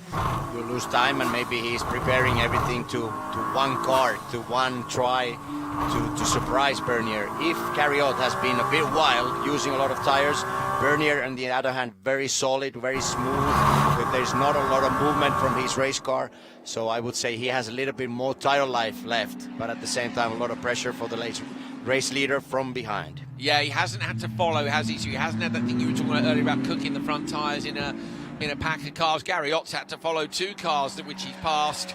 So, you know, the fronts will be a little further gone for him maybe, and now you can see the lap times are starting to swing each way. So 0.2 of a second, then 0.5 of a second back the other way. Yeah, Bernier picked up some pace. He improved 4 or 5 tenths his lap time, so yeah, he's in a fight. Still 1/10 quicker for Ott, but you're right, yeah, the pace has gone up. Here is Mitchell Green. So where is Mitchell in our overalls? I'm looking down, he's P18 overall. And yeah, he's got 5. I mean, the Shell-Am guys won't score in front of him, but at the minute he's in 10, 11, 12. He's in P13 in Copper Shell. Oh, man. Come on, Mitchell. Get cutting through that traffic. He said we'd see him cutting through the traffic tomorrow if he missed qualifying. I'm not sure he will miss it now. He's going to have to pull out here and try and make another move. But he's got 3 cars to pass, though, before he gets up to Naranjo, and that would give him an extra point if he can get past Naranjo, and every one of those counts he passes Tom Petramalo, I think. Petramalo is another driver that Amanda Busick has caught up with. Amanda. Yeah, running 4 and 5 right now is Tom Petramalo and Lance Colley. These are the guys racing against each other in the Gentleman's Cup. Actually, I talked to Lance Colley in Casa Ferrari earlier, and he said, I got some new competition today, Amanda, but he was telling me recently about some weight loss that he's undergone, doing 2 hours of cardio daily. He said it's helped mobility as well as his comfort in that Ferrari. But with Tom Petramalo, you know, he's got a good voice in his ear this weekend and the support of a former Ferrari champion Challenge champ in Michael Petromalo, his son. But just big smiles from Tom ahead of this race. He will be absolutely thrilled with this finish if this is how it ends up, guys. Fantastic for Petromalo family. Thank you, Amanda. Meanwhile, Jan Bernier still leads from Gary Ott, and you saw while we were getting that update, a big pass from a long way back by Mitchell Green. So Mitchell Green making up another position now. He's got a couple of cars in between him and William Naranjo. Got to try and get Naranjo if he can, just because this title could be won or lost by 1 point. Gary Ott, this is where he's been so strong on the brakes. He closes in again on Jan Bernier on the run into this corner, and on the last lap, Jan Bernier was again 0.2 of a second, well, plus 0.162 of a second slower than Gary Ott, but Ott's got to make it count. He's got to find a way through with 5 minutes 50 remaining. So far, the race leader, Jan Bernier, has driven really well, not blocking, not closing the racing line, and he's just keeping his own rhythm. And you can see the focus on his driving. He's just being very consistent. Gary Ott is a little bit more all over the place, but at the same time, from Gary's side, there must be one attempt, one side-by-side move. There's another 5 minutes to go, so let's see. Is he doing what you were saying he's doing, Tony? Is he watching Jan and going, right, this is the place. This is the one where I think I can make it count. Side by side here. That is the 183, which is Lewis Flory. So is Lewis coming under pressure for the lead here? No, 193. Osvaldo Gaio, you think? I can never read the numbers as they come past. Maybe the ones behind, Witzel and Naranjo. Back to our leaders out front. Mitchell Green, yeah, how far off is he? 3.8 off the back of Naranjo. Yeah, so with the consistent. I'm going to take a look at a slow motion. Sorry to interrupt, Tony. This is Bernier versus Ott. And we do know, obviously, that people are being given warning. Look at that. Ott is monstering the curbs. Yeah, and he's not really saving his race car. He's going for it. He's booking a damper rebuild for immediately after this race. Yeah. Yeah, he sure is. All the curbs, all those razor edges. Maybe Bernier is pulling away just a little bit. I think so. The last time round the gap was 0.8 of a second. Ott will have to do something decisive to close that gap. With 4 minutes to go, he's got to close it and then make a pass. Bernier's doing a good job of controlling this one so far. Jan Bernier not off the podium all season. 2 poles followed by a win, Daytona 2 and Miami 2. So he wants to maintain that podium record at least.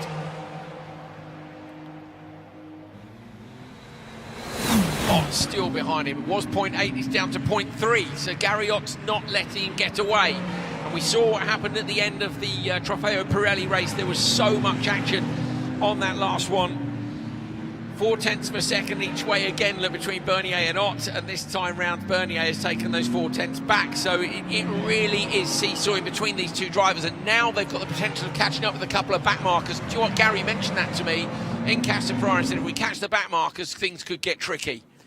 Yeah, you need to respect blue flags, you need to be aware if you are a slower car and the leaders are approaching. It doesn't always go by the plan, and so far Gary Ott hasn't really been able to challenge the race leader. He's there all the time, very close, doing similar lap times, but not able to get by the race leader. It's going to be close whether or not they catch them. Looking at the timing screen, there's around 5 seconds a lap between these two and the two that are in front. But of course, if they're having a little battle as well, I'm not quite sure who it is. I'm guessing it's Goodwin and Gomez, maybe.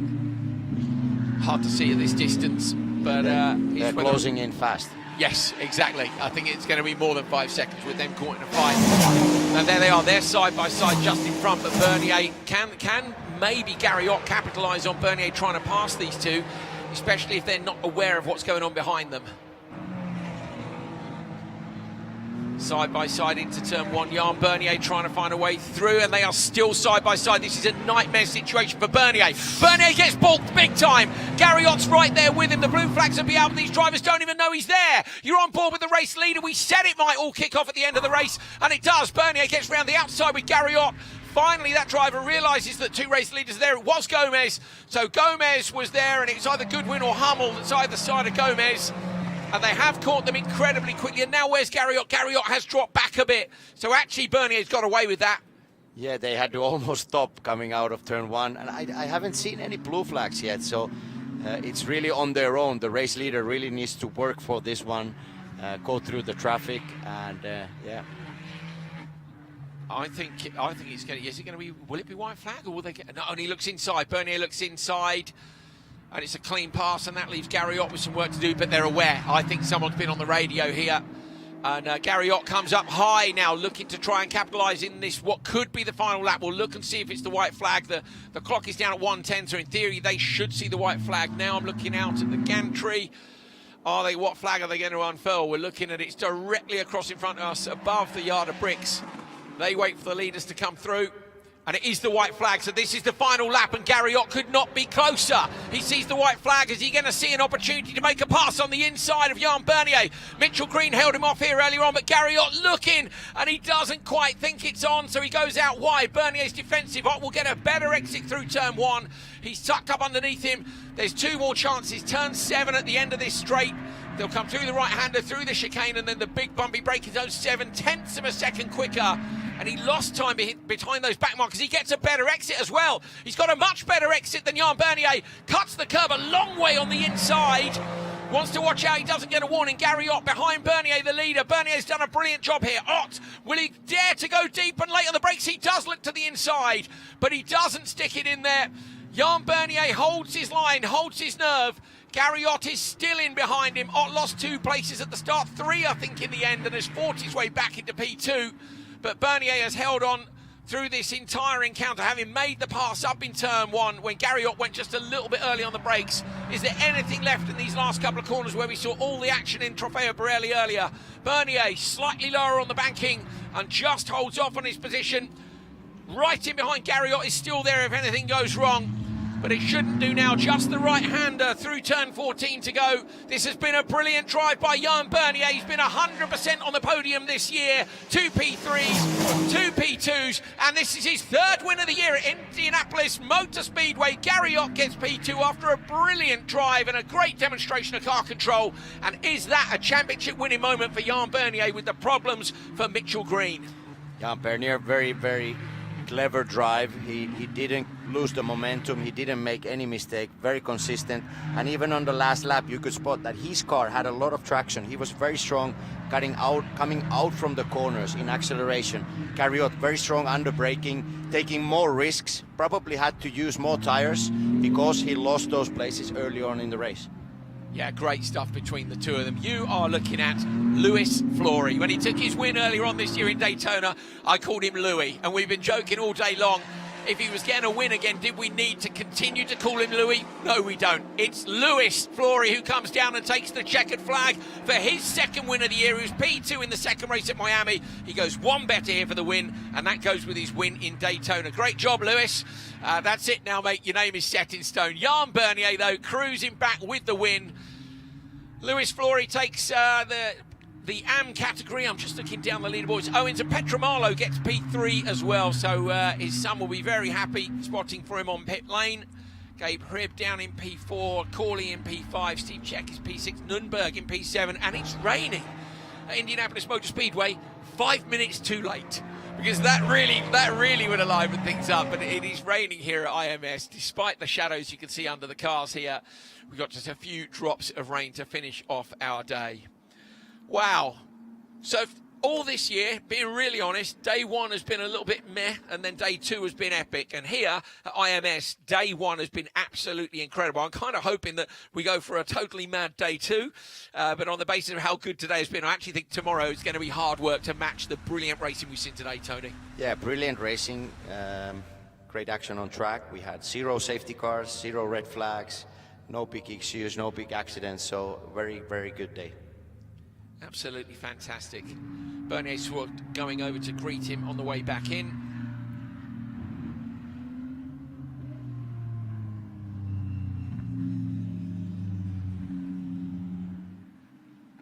Take a deep breath, everyone.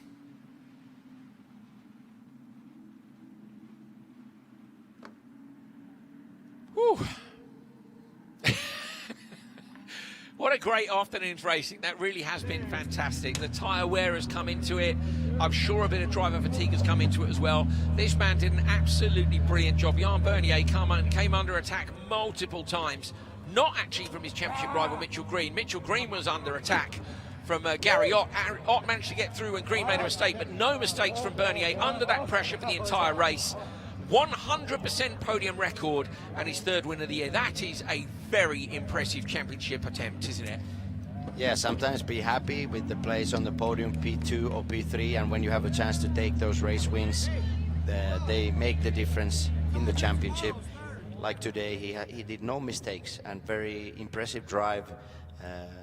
Car was not wild, no moments under braking, everything was under control. Lewis Flory coming back in with the classic #1 sign as well. Well done. Amanda Busick has already managed to get hold of our championship leader. I say, what an incredible podium record and 3 wins for Jan Bernier. Well, Jan, we talked to you ahead of the race, and all eyes were on turn 1, and that is exactly where that happened. But all eyes were on turn 1 at the final lap of that, and we know what happened in Mitchell Green. An excellent points day for you. Can this be your season? I think this could be the decider. We'll see how it goes. I mean, every race is sort of its own set of dramas and risks, so we just got to keep it clean, get to the end. I knew I wasn't really racing Gary for points, really, so I was not going to risk it, but he was tough, but I had him in a few spots where he couldn't get a good run on me. Well, as much as you have to look forward in a race, where were your eyes at in that rearview mirror with Gary on that final lap? I knew I had a good gap going out of the chicane, basically, so I figured I had it to the end. Coach was like, don't look backwards, just hit your marks, finish the lap, you're good to go. Congratulations to Jan Bernier. 3 wins on the season, Andrew. Might this be the year? Yeah, P2 last year and this year hoping for that P1. It was so close. He has a chat there with head of Ferrari Motorsport USA, Matt Dusenbury. And it's a brilliant result for Bernier. He still had it. Yeah, now he's got his... Hugs and head nods down there. There's Lewis. Lewis Flory, ladies and gentlemen. Oh, wonderful stuff. Greeting the family, over the moon with a brilliant result. Some great passing down there. And yeah, I'm afraid now we have to... Yeah, okay, Amanda's with the man formerly known as Louis Flory, now known as Lewis Flory. Well, you do have another kiss coming for you, and that's going to be with those bricks that are just over there. But Lewis, man, from P9 on the grid all the way to the win as you continue to develop as a driver here in Ferrari Challenge. How rewarding is a drive like that? This was truly incredible. Obviously, a little frustrated with the speed in qualifying. It wasn't until qualifying that I actually learned where I needed to pick up the time. So it was very, very resourceful and valuable going into the race. But I listen, the goal was, if I went from ninth to podium, would have been amazing. Getting into first was truly, truly incredible. As you said, it's my first year racing. I'm learning more every single day. I'm in this car and I'm on these tracks. So to see that, you can have some misfortune and stay perseverant and focus on what you're doing, you can still achieve something. So it was really remarkable.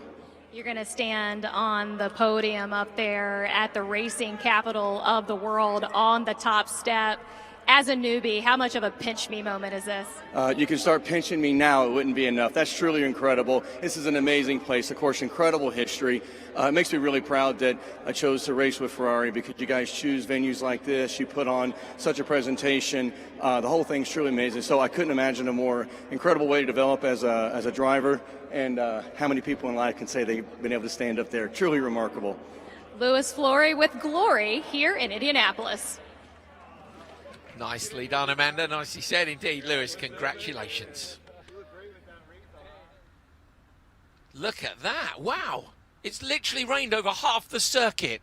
That is mad. Look at literally half the circuit is soaking wet and the rest of it is dry. Look, the podium down there is in sunshine. Turn 1 is lethal. If that happened during the race, it would have been an absolute nightmare, wouldn't it? Well, or brilliant. Those images were amazing. Yeah. I've rarely seen like the rain line so clearly on a racetrack. Me either. That's incredible. I'm kind of gutted we didn't get it. I'd have liked it earlier on today in the Pirelli race. As a race driver, it's better to have consistent weather, and It creates hassle. It creates chaos. It does, but in the announcing booth, you know what, Tony? It can be fun, can't it?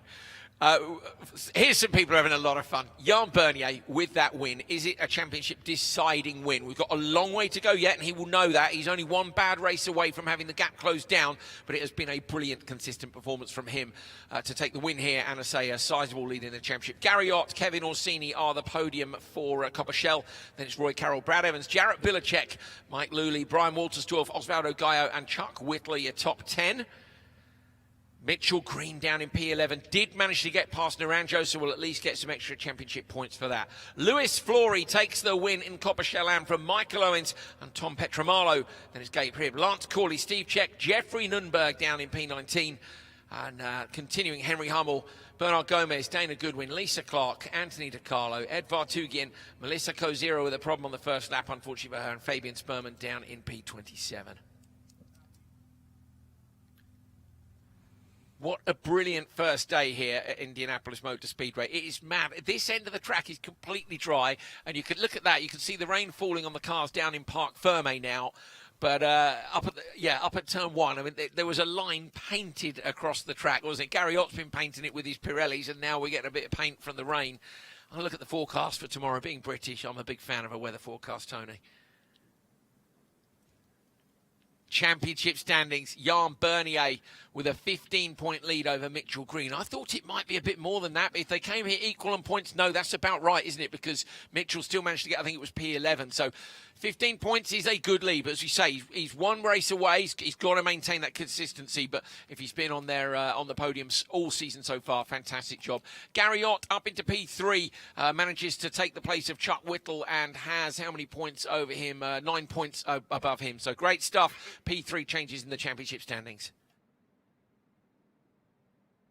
Orsini, Bilacek, Carroll, Viscup, Cleveland, Clark and Parker.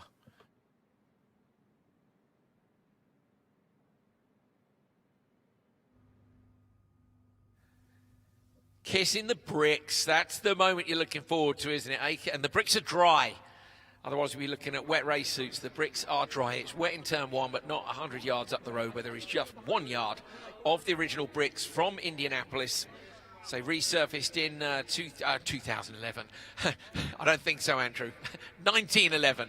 Built in 1909. It was a mixture of crushed pavement and dirt, and it was considered immediately just not to be suitable for racing from the incredible guys who came up with the idea of building this wonderful track.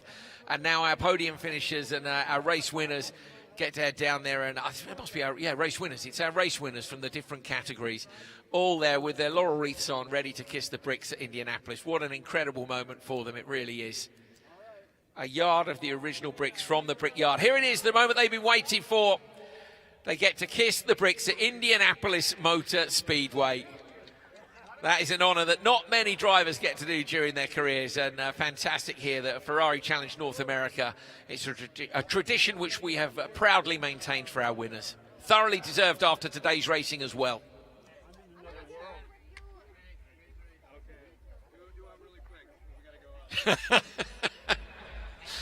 Massimo Prina with kind of the emoji tongue poke out move there, isn't it? I imagine the bricks were pretty dry, say unlike turn one.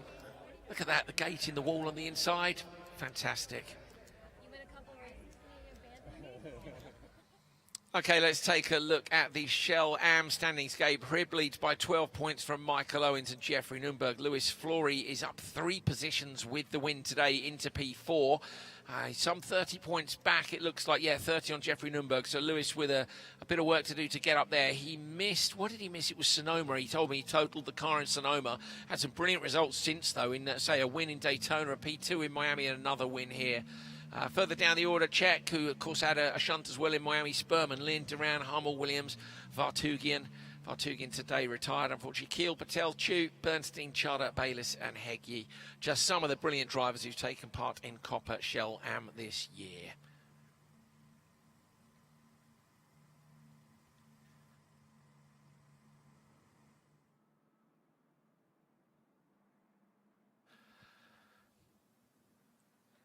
Let's take a look at the forecast for tomorrow. Let's do that. Let's scare everyone in pit lane with the weather forecast live, shall we? So my iPhone says, it's That's today. Ooh, okay. At the minute, my iPhone says tomorrow is going to be a very complicated day for everybody, but that weather has changed a lot. It's saying 3 millimeters of rain, which isn't a lot, but it's showing it from around 10, 11 in the morning right through to the end of the day in showers. Showers are a bit of a nightmare, Tony. You kind of want wet or dry, don't you? If it's going to be wet, it might as well be wet. Yeah, when you keep changing, it's a bit of a gamble which tires to put on. Obviously, I think the race director needs to clear it as a wet race to be able to put the rain tires on. But yeah, for the driver, if you're out there on slicks and the heavy rain hits the racetrack, that's the tricky part. Not always a great pleasure to drive. Solid rain with rain tires, I'm fine with that. But let's see how the weather plays out tomorrow. Yeah, no wet running for the drivers so far this year. So yeah, people. that's interesting as well, because then it's another situation where you see a big difference in performance. You are not prepared for that. You're not coached for that. Then you need to go by your feeling and trust the tires and your race car. Right, we're going to take a short break here. Do stay with us if you're watching online, because we'll have the podiums for you. If you're not sticking around for the podiums, we'll be back tomorrow morning, similar time to today. I think it was 9:45 with qualifying for day 2. My thanks to Tony Villander and Amanda Busick, but do please stick around. I say the podiums will be live very, very shortly.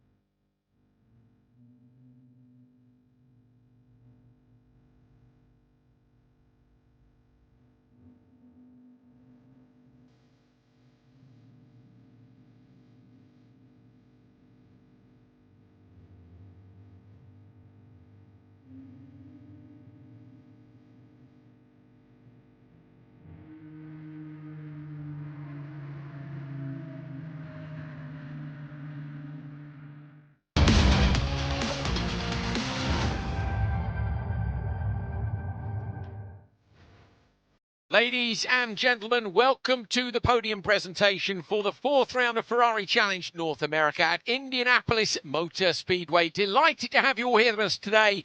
Let's get ready to get things started and bring out our first winners of the day. We're going to start our presentations with the 296 Ferrari Challenge Trofeo Pirelli class. So please welcome in P3, promoted after a penalty for meddler, Johnny Kaminsky.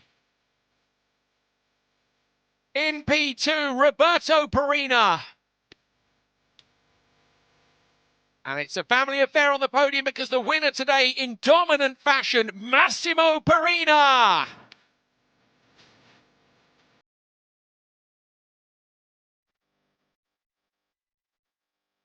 Please remove your caps for the winner's national anthem.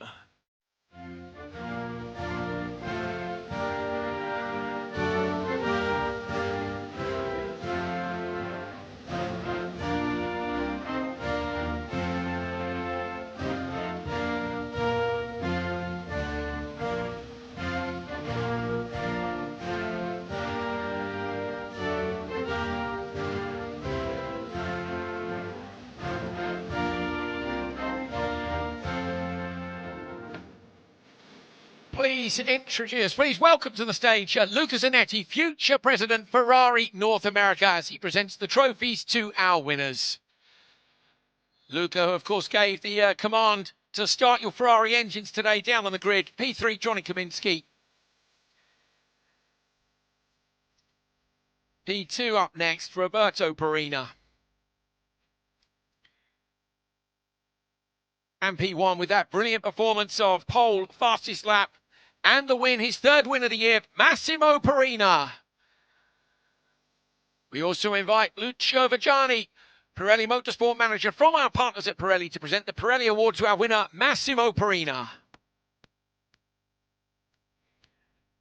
Please welcome a representative from Ferrari of Seattle to accept the Trofeo Pirelli Team Award, once again presented by Luca Zanetti, future president, Ferrari North America.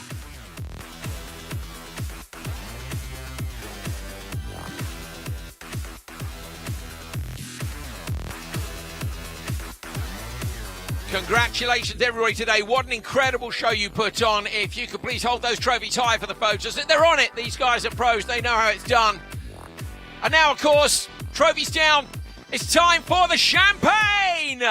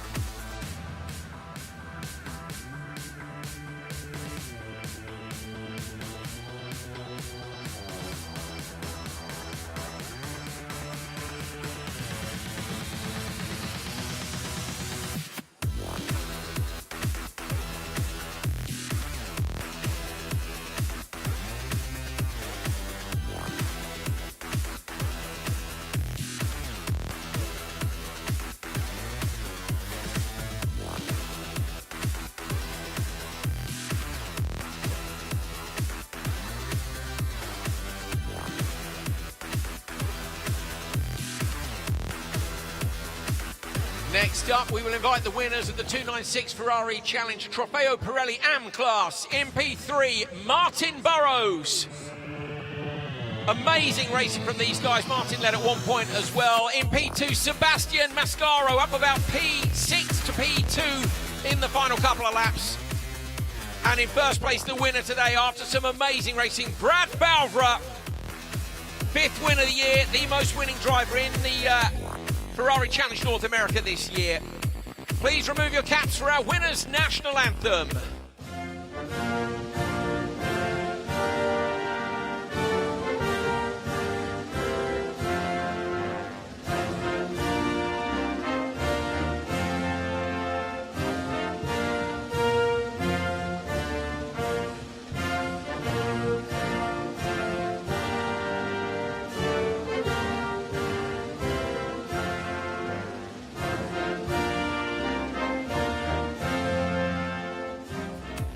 Now to present the trophies to our winners, please welcome Louis Colmash, Head of Sales, Ferrari North America. Absolutely incredible race today, it really was. It was so close, right through to the final corners. Sebastian Mascaro, last time I checked he was P7, he got himself up into P2, brilliant drive on those final laps. And Brad Falver involved in the fighting the whole way through, what a drive. We'd like to invite Lucio Vajani, Pirelli Motorsport Manager from our partners at Pirelli, to present the Pirelli Award to our winner, Brad Falver. And please welcome a representative from Ferrari of San Francisco to accept the Trofeo Pirelli AM Team Award once again, presented by Louis Colmash, Head of Sales, Ferrari North America. Congratulations, everybody.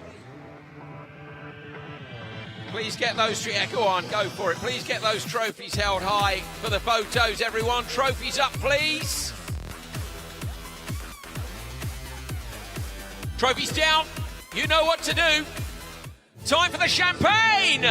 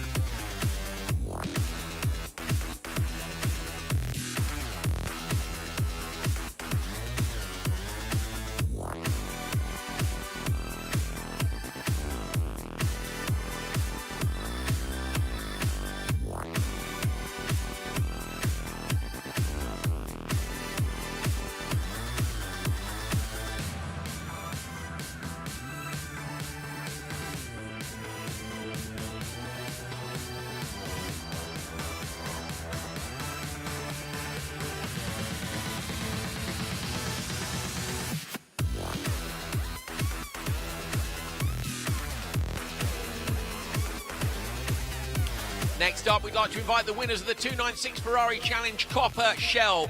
In third place, Kevin Orsini. In second place, your pole sitter who fought back from P4 with a brilliant display of car control, Gary Ott.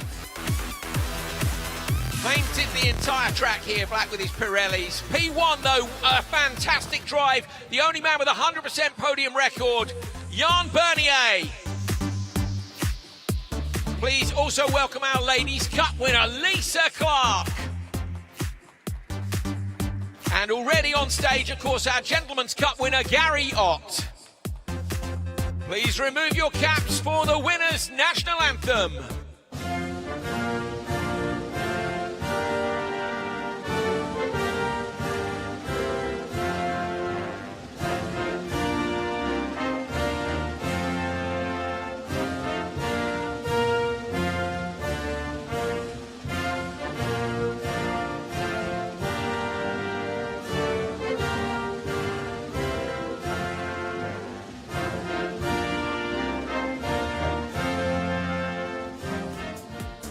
Please give a warm welcome to the stage to present our trophies, content creator Christina Rocchi.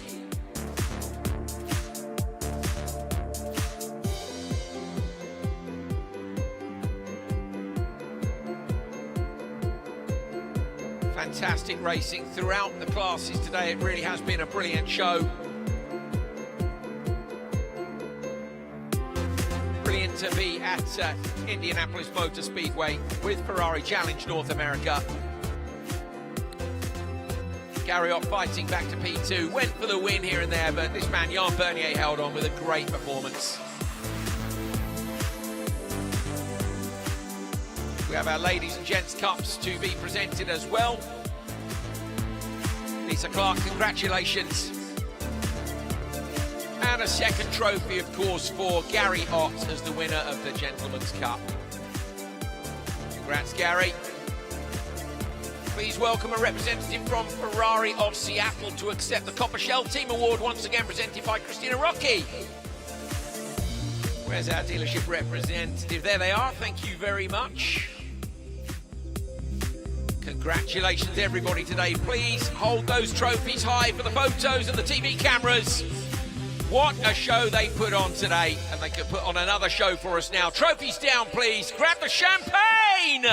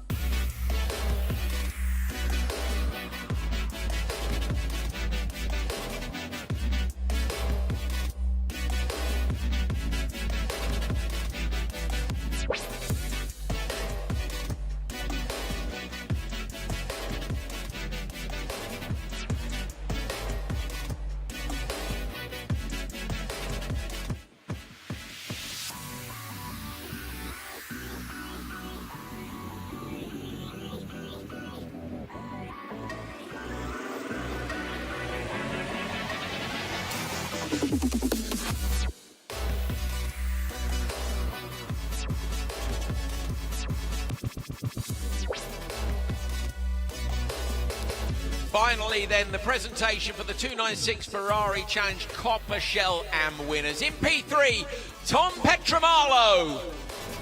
Congratulations, Tom. In second place, Michael Owens. And your winner in P1 today, Lewis Flory. Our Gentleman's Cup winner, also Tom Petramalo. Please now remove your caps for the winners' national anthem.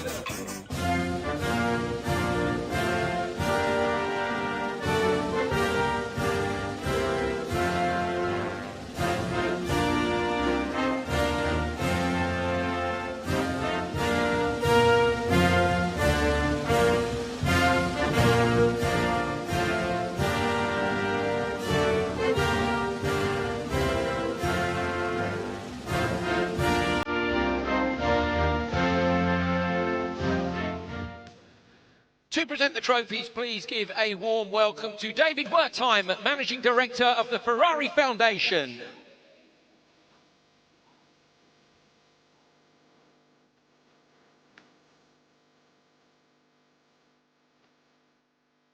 Fantastic action from these drivers again. Every race delivering brilliant overtaking and performances right throughout the field.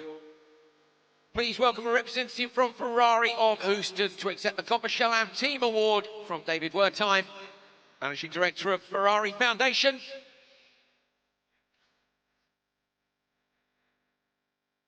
What a performance. Hold those trophies high, please. And for the final time today, let's put the trophies down. It's time for the champagne!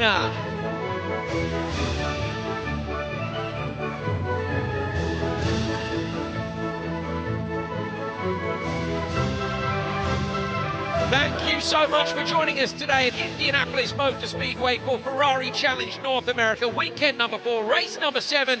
We're going to do it all again tomorrow. If you're watching online, you can join us at 09:45 local time, that's Eastern time, for qualifying for round 8. Looks like the weather might be tricky tomorrow. If today's anything to go by, it will be an absolute banger. So we will see you in the morning. Thank you and goodbye from Indianapolis Motor Speedway.